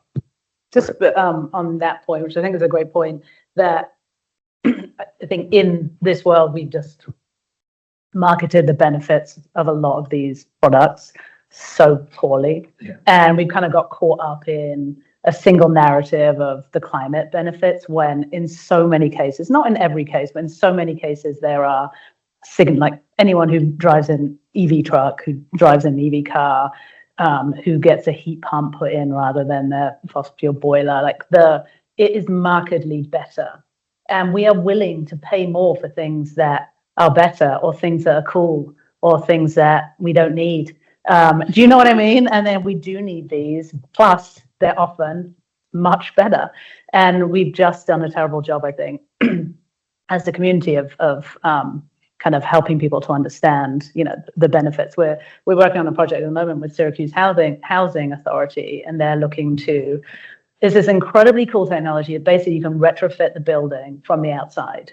So part of the issue, and it's a senior housing kind of and disabled building. So you can't kick tenants out to kind of to renovate from within. So this is like overcladding that goes on the outside, and all of the piping and HVAC is in the exterior, and it's super thin. And suddenly you're transforming the lives of these residents from living in dusty, cold housing with no control over their heat and no cooling and no control over their heating and really poor ventilation. And they live near the border. So they're getting all the Canadian wildfires, and they're getting the cold, and they're getting and so the kind of health and wellness benefits, the quality of life, the dignity that you are bringing to a community is huge and so transformative. I don't have to mention climate. Like, who cares about climate? I care about climate. But do you know what I mean? That's not how you have to sell that. And the woman who is actually really advocating for this woman called Lisa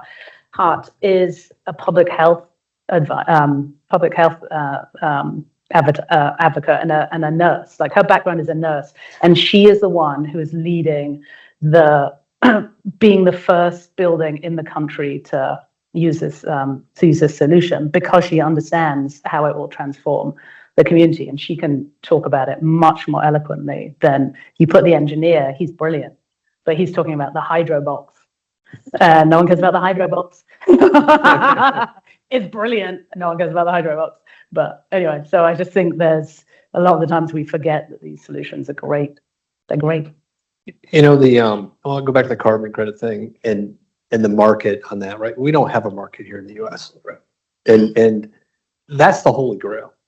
Like, you really want to change things on the climate side, you need a carbon market that functions, that hurts economically if you're burning carbon and benefits you if you're not. It's that simple, right? You've seen it in other markets. We have never been able to get that. That's really the key. It's policy, right? You need a good policy to get that market where it needs to be. It will take years to do, but you need the federal government to do it, and they've never been willing to do it, no matter who's in office. That is it. That's it. That's the one thing you need. Yeah. But you know, and we get, you know, with what I do, I get phone calls from, you know, large projects that are producing what should be $1 billion or $2 billion a year in carbon credits, and they're, you know, 20-year, 30-year projects, and they come, they say, can we go sell this?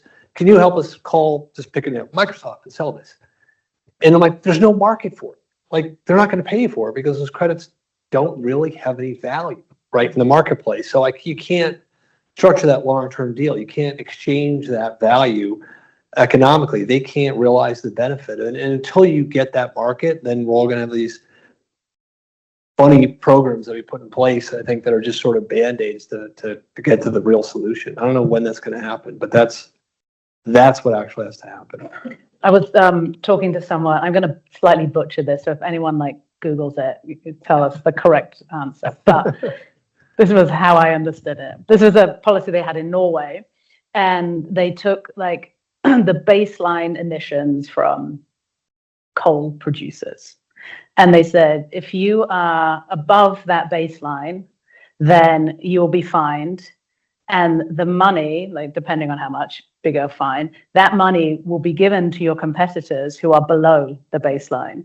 So the sort of motivation of not just, you know, like here it's like local law 97, where if you're, you know, above the emission, building owner above the emissions kind of cap, then you get a fine. But that fine, we don't really know where that money goes. But if you knew it was going, if you're Tisha and Spire and you knew it was going to Vornado and they were going to be able to put in these amazing facilities for their tenants, I don't know. I thought that was kind of cool. Yeah, well, we have regional markets, but not a national market. And I think the Obama administration tried, and failed. And that was one of the reasons we had the endangerment finding, which is under attack. Yeah, that wasn't a no market. choice.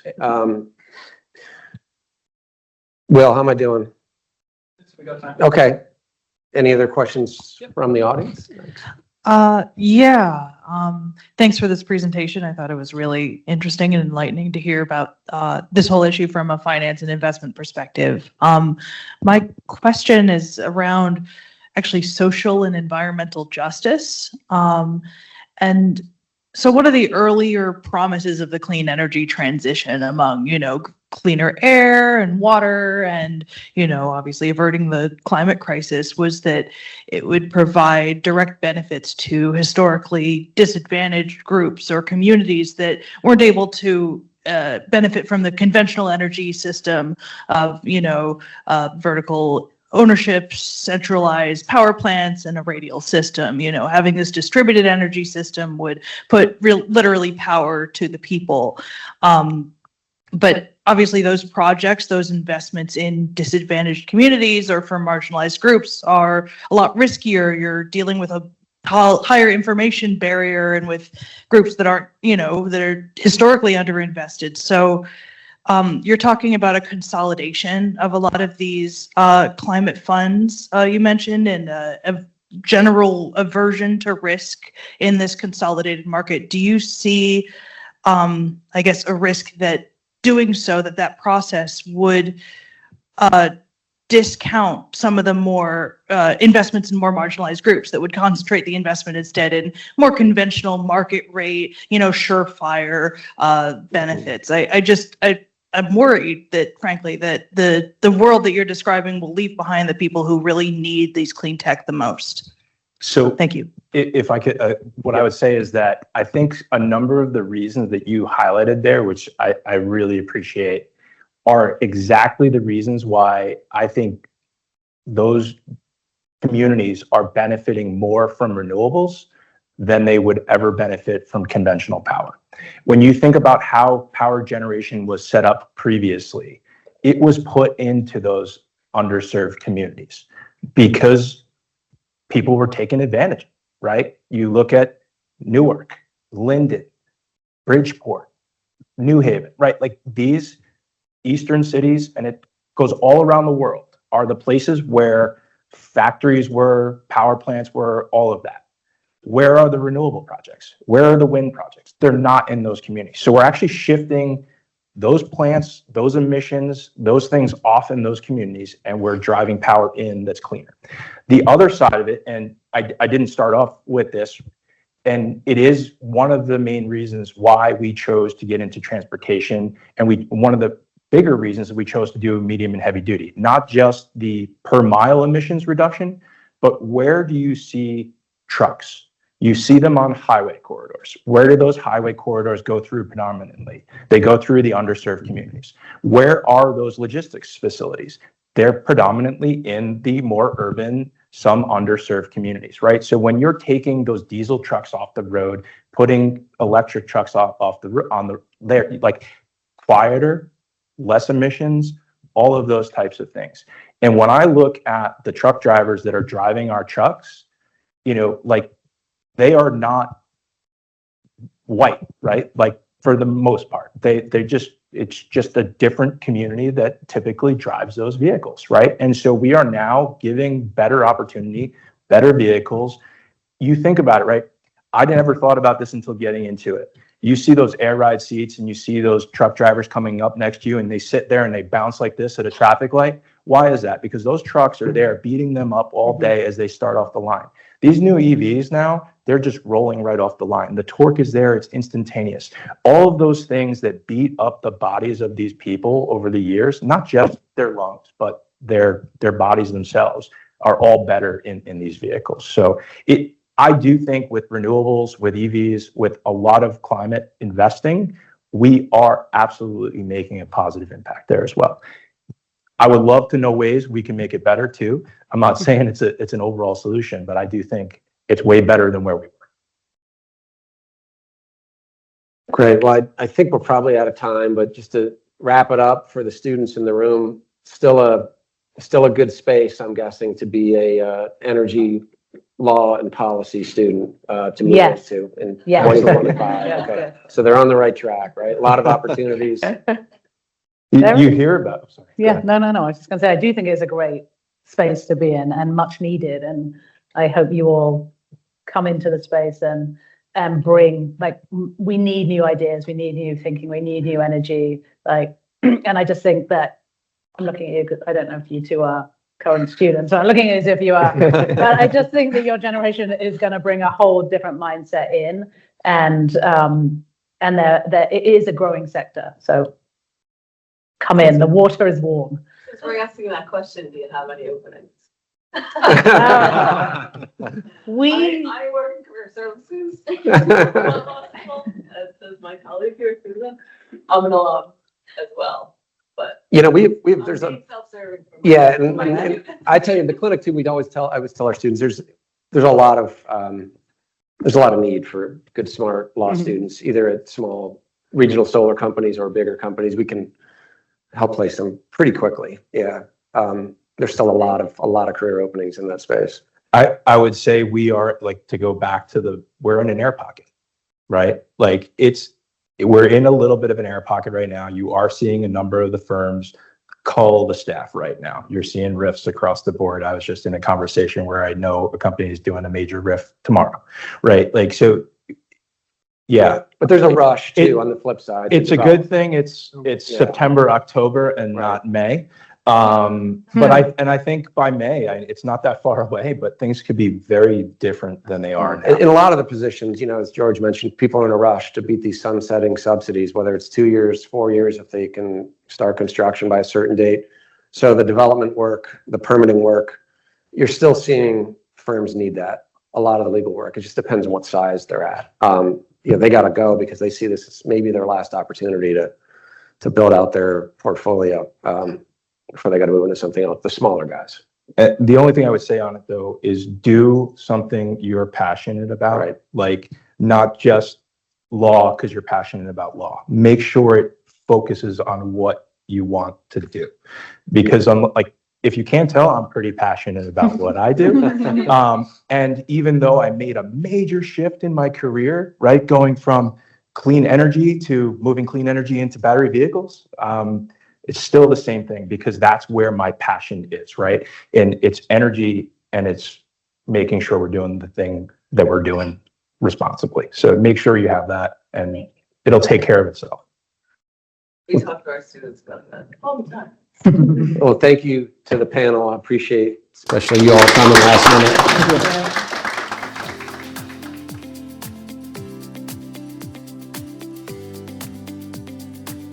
Well, we're going to bring it home. I'm Christophe Courchain, Associate Dean for Environmental and Experiential Programs at VLGS. I'm the Director of the Environmental Law Center, and I also direct the Environmental Advocacy Clinic, our public interest environmental litigation clinic. Really thanks everyone for your attention and participation today. This has been a wonderful event. And then thanks especially to Professor Mark James for his leadership in putting it together. Mark has done an incredible job, and I feel like I want to give him a round of applause because this is a terrific event. And one more person, Will Fridland, who has been managing us all day, coordinating this whole event. Thank you. And to our wonderful IT, our friends from IT here at Bracewell and Bracewell in general for their hospitality. But it's a special honor to be here to introduce today's keynote speaker, Jamie Van Nostrand. He was appointed chair of the Massachusetts Department of Public Utilities in 2023 by Secretary of Energy and Environmental Affairs, Rebecca Tepper, who, side note, was my boss, my former bureau chief at the Massachusetts Attorney General's office, where I sat in leadership roles for 7 years before coming to VLGS. Chair Van Nostrand, prior to his appointment to the DPU, he was the Charles M. Love Jr. Endowed Professor and Director of the Center for Energy and Sustainable Development at West Virginia University's College of Law. Before moving to WVU in July 2011, Chair Van Nostrand spent 3 years at Elizabeth Haub School of Law at Pace in White Lanes, New York. Yes, we'll forgive him that. And prior to his transition to law school teaching, he had a successful career in private law practice, probably working on many of the issues that you've heard about today as a partner in the energy and environmental practice groups of two large law firms based in the Pacific Northwest, Perkins Coie and Stoll Reeves, LLP. He is the author of The Coal Trap, How West Virginia Was Left Behind in the Clean Energy Revolution, and many other scholarly works. Chair Van Nostrand received his LLM in environmental law from the Elizabeth Haub School of Law at Pace, his JD from the University of Iowa School of Law, his master's degree in economics from SUNY at Albany, and an undergraduate degree in economics from the University of Northern Iowa. During his tenure at the DPU, Chair Van Nostrand has led the agency to tackle the most central challenges facing Massachusetts and New England, and I think we had quite an overview of a number of those challenges today that have been part of his work at the DPU. But most notably addressing the rising cost of electric infrastructure that we need to build, and trying to build the grid of the future despite our recent ferocious federal headwinds. Increasing public access to and engagement with energy decision-making at the DPU in this notoriously technical area that we all know and love, and creating a framework for Massachusetts innovating in this space to transition away from fossil fuels and meet its statutory greenhouse gas reduction mandates. including most notably just an absolute remarkable feat of national leadership in figuring out how to deal, at least at the early stages, with the very thorny issue of the natural gas transition. So I'm thrilled to welcome Chair Van Nostrand to the podium. Thank you very much. Welcome. Thanks so much for that introduction. It's a real pleasure to be here today. First of all, thanks to Mark and congratulations on putting together a great program. Everybody involved with this program, that previous panel was fabulous, hard to follow. Kurt, you're wrong. You weren't standing between them and drinks. I am. So I'm going to try to make it worth your while. A little bit about Kevin Jones. I actually knew Kevin Jones when I was at PACE, yes, that other law school. I headed up the Energy and Climate Center. And Kevin and I worked together on New York ISO stuff when he was at LIPA. I was heading the sector voting for the environmental groups. And then Kevin was with the public sector. And for some reason, when we met with the ISO board, they would put us together. So I got to know Kevin through the New York ISO materials. And then when he and I both migrated into academia, we did a panel together down at Florida State on resilience. So he was a wonderful man. I'm sure he was a great mentor to a number of law students at Vermont. Big loss, but a great guy. A few familiar faces in the room today. Dori and I used to work on stuff in Appalachia. Part of when I wrote the coal trap is Dori and I did some things in the rather discouraging state of West Virginia. And then Jackie Brilling was at the New York Public Service Commission with me about 40 years ago. So that's how old I am. Anyway, just want to talk about sort of what's been going on. Here we go. But as was just mentioned, we do have, in Massachusetts, we have very aggressive greenhouse gas targets, and they really are statutory. It's not like these are objectives or goals. The Global Warming Solutions Act of 2008, and then we have a Clean Energy and Climate Plan from 2022, which really codifies that and puts sector limits and sub-limits. And I just wanted to give you an idea of sort of how that tracks through. So here we are, 2030, in terms of what we need to achieve in the transportation, building sectors. And then down here, as it was mentioned, one of my big focus has been on the natural gas transition. So how does that translate into what we need to do in terms of the building sector? So there we are in terms of the reductions that we need to achieve, like 47% reduction by 2030 in the building sector. So that was largely the driver for a lot of work we're doing on the natural gas transition. Because what I've been saying to the folks that don't like what we're doing on the natural gas transition, I say, well, these policy decisions have been made by the legislature. I'm just here to implement those policy decisions. But it is nice to be able to point to statutory goals, statutory targets, and say this is where we need to be. So about for 6 months after I got to the DPU, this case had been going on since 2020. That's the title of the order. It started in 2020. I'm sorry. So I think we need to issue an order in this case. So December 6th of 2023. We issued an order basically identifying some regulatory principles to guide this natural gas transition. And one of the things was the electrification is the primary pathway, whether that's electric air source heat pumps or geothermal heat pumps.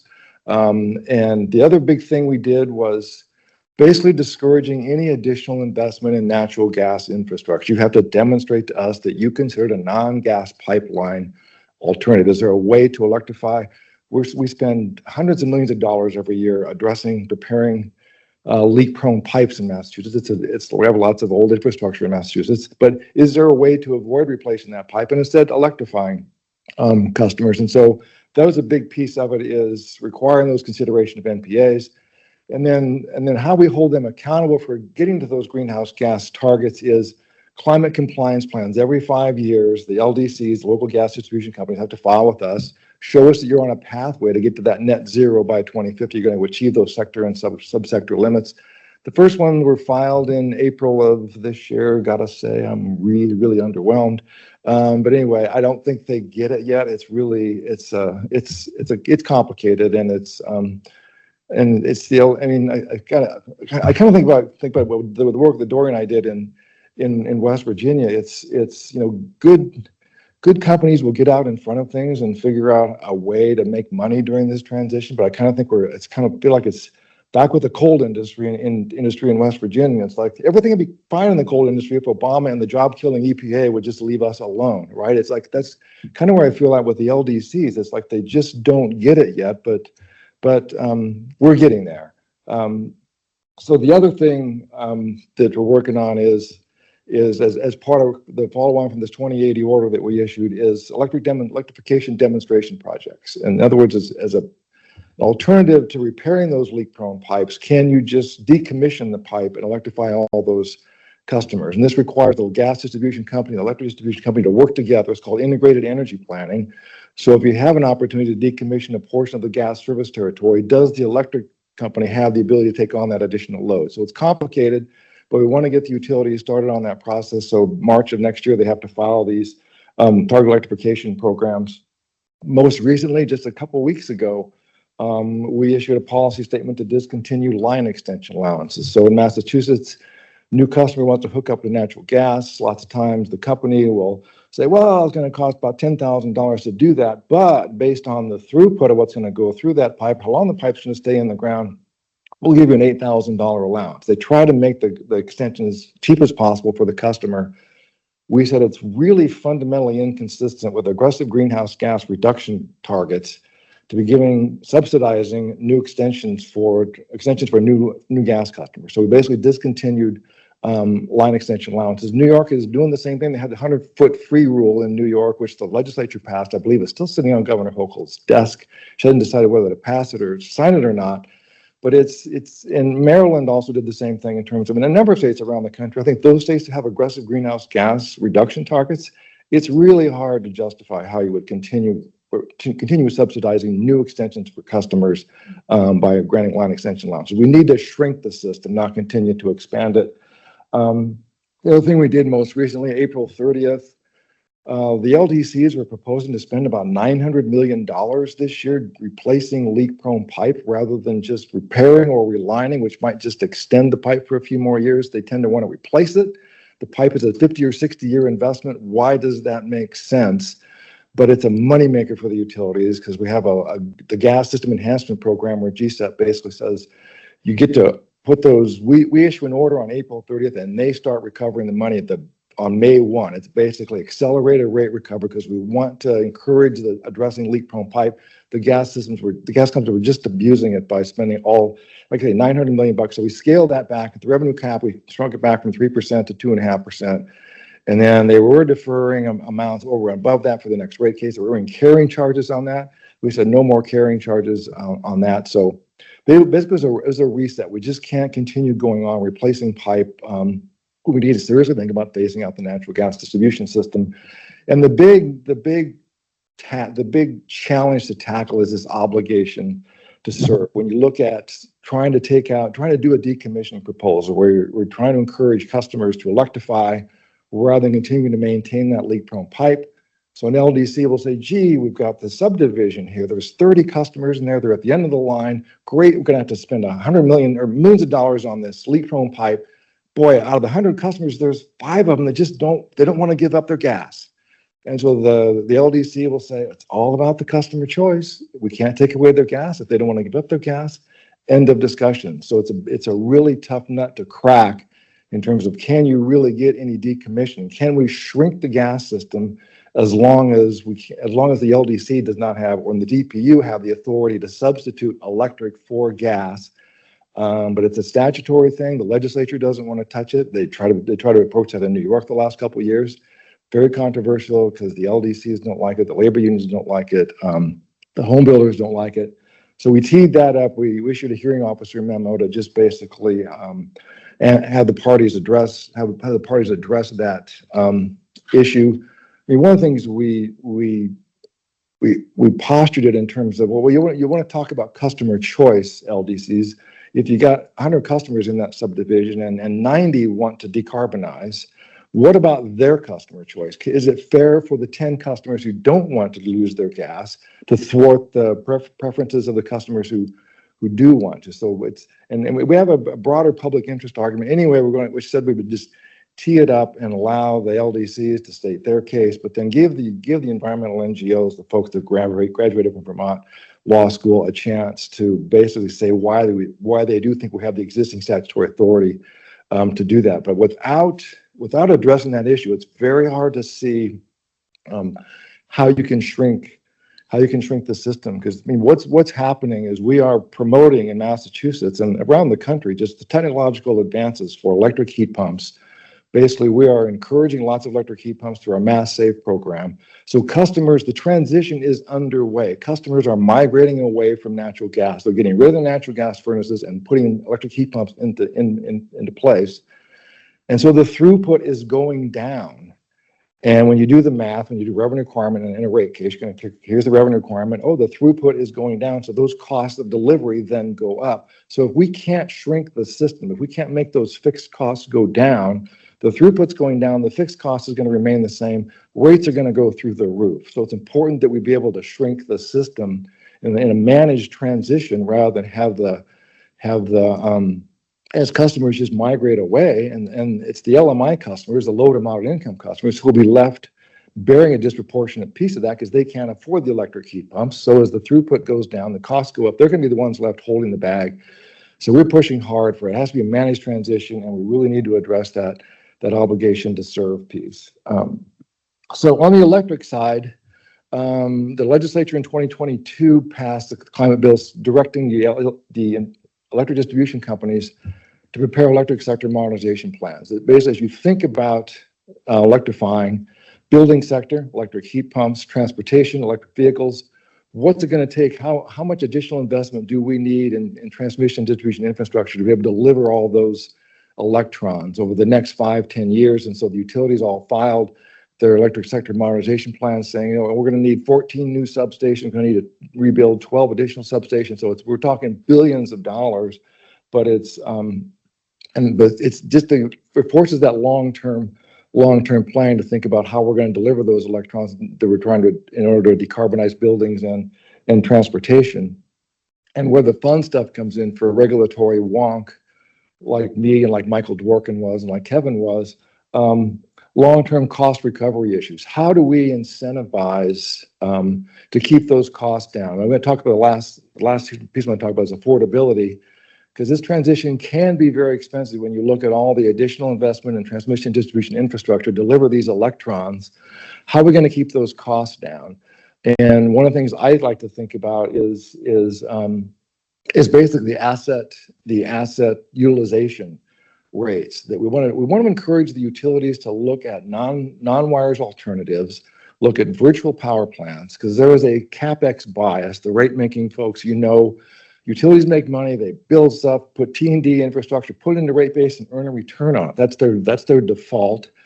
And I actually have a sign in my office, depending upon the audience, I have a sign in my office that says, when in doubt, assume the utilities are behaving badly. And I can do that because I represented them for 25 years. But I qualify that and say they are behaving consistent with their fiduciary obligation to maximize profits for their shareholders. But that is inconsistent with our job as a regulator to try to hold costs down for customers and to try to make sure that the third-party innovators, the folks like on this previous panel, who are bringing third-party solutions, that's probably the lower cost path for customers. It's not the highest profitable path for the utilities, but that's the role that we play as the regulators, making sure that they are not the utilities are not the gatekeepers for innovation, and to try to encourage virtual power plants, non-wires alternatives, move away from that business as usual solution, just build stuff, put in a rate base and earn a return on it. So we're starting off that in the next couple months. Unfortunately, I'm leaving the commission in 3 weeks, but my successors will be handling this just fine. I hope. I'm going to follow them closely. I'll still be involved one way or the other. Provisional program, it's basically have a whole bunch of distributed energy resources that need to connect, try to figure out how to allocate those costs between the ratepayers and the developers, and because a lot of those improvements benefit the system as a whole, but some of them just benefit the particular project. So we've had that going on. The SMART program in Massachusetts is how we incentivize solar. Basically, we have not, unlike a lot of states, moved away from basically net metering based on retail rates. And so we have still pretty generous, I think, for solar in Massachusetts. We're promoting a lot of decarbonization through the Mass Save program. Massachusetts has pretty consistently been #1 in the country, and with the state scorecard that the American Council for an Energy Efficient Economy, ACEEE, does, Massachusetts has been pretty consistent. We just approved $4.5 billion in spending for years 2025 through 2027. Instead of just energy efficiency and weatherization, it's a lot of decarbonization. It's promoting electric heat pumps. It's moving more towards decarbonization, not just saving kilowatt hours. And then we also have a number of programs to promote electric vehicle charging. So in progress, we're going to migrate that electric sector modernization plan into more of a long-term system planning process. We're rolling out, I think Massachusetts is a little bit late to the game on the advanced metering infrastructure and smart meters. We have both of our major utilities, Eversource and National Grid, are doing it over the next 3 years. Another thing, once we do that, we're going to have the ability to do time varying rates. And we did do some more rate design to make rates more affordable. But going back to that asset utilization piece, just taking advantage of technology to give customers the tools. We're going to be focusing a lot on sending accurate price signals to customers through time varying rates, expecting the customers to act on that information that we're giving them to help manage the peaks. And that goes back to that asset utilization piece. If the customers do a better job of managing their peaks, then utilities need to build less stuff, which means keeping the rates down. It doesn't necessarily need to be expensive as we sell more electrons. It's a matter of making sure that we're spreading that usage around so that we're not installing, so the utilities are not building any more than they absolutely have to in terms of infrastructure. The affordability, I kind of saw this thing coming when we had almost 2 years ago, we started this energy burden docket to basically look at, should we do it a percentage of income, just like New York, I believe, has a 6% thing. So it's you spend no more than 6% of your income on energy bills. Other states have tiered discounts.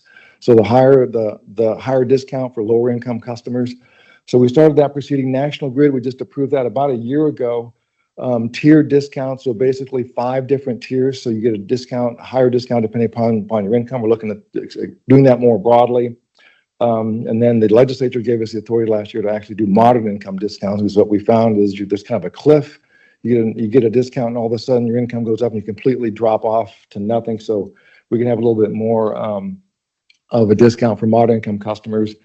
And then seasonal heat pump rates. I think what we find out is, when you're trying to promote energy efficiency and you're trying to promote solar, you tend to want to load the revenue requirement responsibility onto the commodity rate. And now we want customers to electrify. We want them to decarbonize by getting electric vehicles, by getting electric heat pumps. So we have to redesign those heat pump rates. And so we've done that for, those are all going to be in effect this fall, but to basically make sure if you're taking out that natural gas furnace and replacing with electric heat pump, your bills don't go through the roof. So you're kind of going to increase the fixed cost a little bit, the fixed charge a little bit, and reduce the commodity charge. But the idea is we don't want to punish the customers who are doing what we want by decarbonizing, electrifying, using more electricity for electric vehicles and electric heat pumps. So we have to do some rate design. So that will follow along once we get this advanced metering infrastructure and the smart meters in place. And again, it's all tied into the asset utilization ratios and how we try to accomplish this clean energy transition in a manner that doesn't force costs through the roof for customers, to just focus on trying to keep the utilities from investing any more than they absolutely have to by taking advantage of technology, third-party providers, the innovators, bring them to the table and allow them to help us keep costs down. So with that, I'm happy to answer some questions.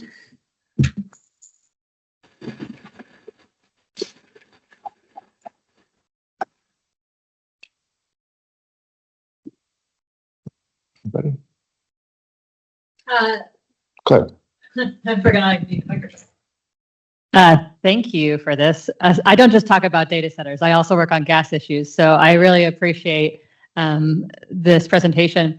And actually, one thing that I'm wondering if you could maybe expand on is, you said the transition, when you're talking about electrification and people essentially moving from the gas system, the transition is underway.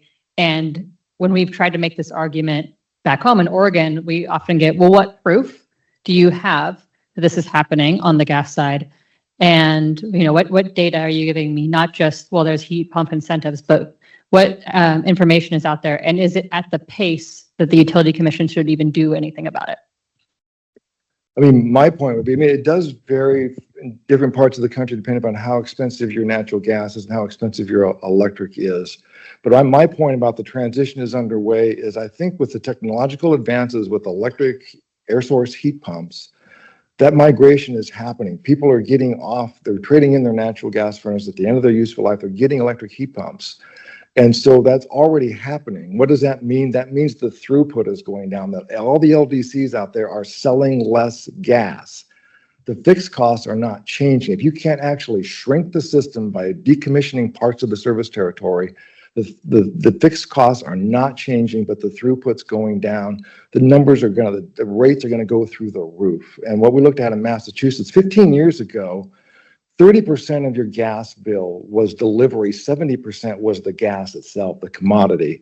That number is now reversed. 70% of your bill is delivery, 30% is commodity. Why? Because the gas companies keep wanting to invest in this infrastructure, keep replacing pipes, putting 50 and 60-year pipe in the ground.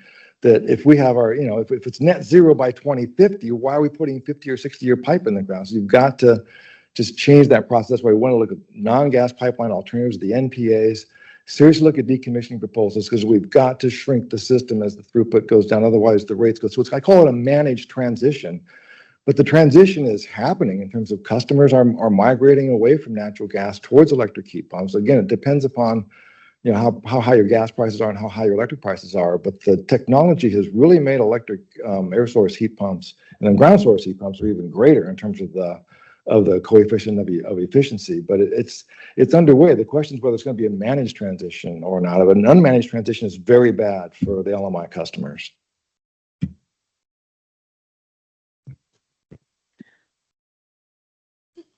Thanks so much for this presentation. Sure. Always exciting to hear what's going on over in Boston, Massachusetts area. I'm Massachusetts born and raised and a transplant in New York, but spent so much time plugged into the New York Public Service Commission. It's interesting to see how peer states are engaging with some of those same topics. I've got a couple quick questions. Firstly, I was really glad to hear that you mentioned Massachusetts' great scores on energy efficiency and the ACEEE scorecard. I used to be at ACEEE, and it's exciting to see the reach of those. I couldn't have written my book, The Coal Trap. I relied so much on the ACEEE scorecard because West Virginia, of course, was consistently number 47, 48, 49. Massachusetts was always number 1, number 2, always fighting it out with New York, California, Oregon, and Washington. But West Virginia is pretty much bringing up the rear on the ACEEE state scorecard. Anyway, sorry, go ahead. So I'm curious, firstly, what you might attribute Massachusetts' relatively high ranking on that scorecard nationwide, like what policy decisions or other decisions have influenced that strong scoring, and is there room for improvement, and what can other states and jurisdictions do to improve their energy efficiency policies? I think there's just been a consistent commitment recognizing that that's the cheapest source of electricity is not having to generate the electricity. So they've been a national leader in terms of the amount of resources that they devote to it, the utility programs. It's a very extensive process. Like I say, I caught heck this last year because that 3-year program, what the Energy Efficiency Advisory Council came up with is we want to spend $5 billion over 3 years. And it was a cold winter in Massachusetts this last year. And obviously with cold weather, then people are using more, and cold weather causes demand for natural gas to go up. So natural gas prices went up. It was a tough winter, and that $5 billion budget basically hit rates on November 1 because the gas companies have to recover their revenue requirement over the winter months. So even though we hadn't approved it, it went up the $5 billion figure effective November 1. So we have 4 months to look at that. So by the end of February, when we issued our order, we reduced it to $4.5 billion. I think it's still quite a bit, but we have to. There's a balance, and I think, as I mentioned, once you start moving away from energy efficiency, you can justify those kind of expenditures when you say, look, we're going to give you the tools to help you manage your energy costs. We're going to save you money and take advantage of these programs. But once you start going to decarbonization instead of energy efficiency, your bills aren't necessarily going to go down. They might go up. Your energy wallet might be okay because you're going to be charging your car with that instead of going to a gas station. But but it's much less compelling. It was just a really tough winter to be able to justify that 25% increase going from, it was 4 billion the previous 3 years, going up to 5 billion. So, but I think it's just been a consistent message since there was the Green Communities Act, I think in 2008 or 2009, that kicked off the Mass Save program. It's a source of great pride. So believe me, it was a tough decision for us to cut that from 5 billion to 4.5 billion because people take their energy efficiency programs very seriously in Massachusetts.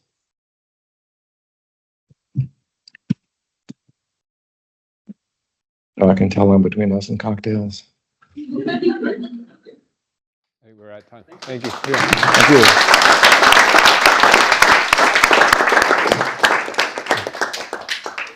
Kurt tried to take credit for being the person standing between cocktails, and then Chair Van Nostrand tried to do that too. And to quote that great American songwriter, "It's me, I'm the problem, it's me." And if you don't know who that is, you're going to Google it. If you've ever sat in my class, you already know who it is. So with that, I just want to say thank you. And I was just taking some notes, but how do I sum up? I think for me, this is always the fun part, to get to be a student again and always think about what people said. We're not going back, we're going to go forward. And I will borrow from what Karen said, that is your job. And how do you do that? Hopefully you find places to engage like this, to pull ideas from this energy community, to understand that it's the connections that you sit in, the collective intelligence of the people who sit on the other side of this microphone greatly exceeds all of us who have sat up on stage together, that you will go and do things. It is a fascinating place to be, and to think about 12 years ago when Kevin and Alan and Dan Phillips started to put together this idea of how do we bring people together to have deep, meaningful discussions and hopefully open up ideas and exchange and share with the idea that we will go forward because there is no way back, and we will do so together. So thank you for that. We are headed to for those of you who are coming to the reception, it is at the Elgin, which is at 48th and 6th. There will be some people who are walking over there and help make sure that you're getting there. So if you're there, I will see you there. I hear they're already getting the place warmed up, so we'll head for that too. If you are not, my deepest appreciation for coming and sharing time with us.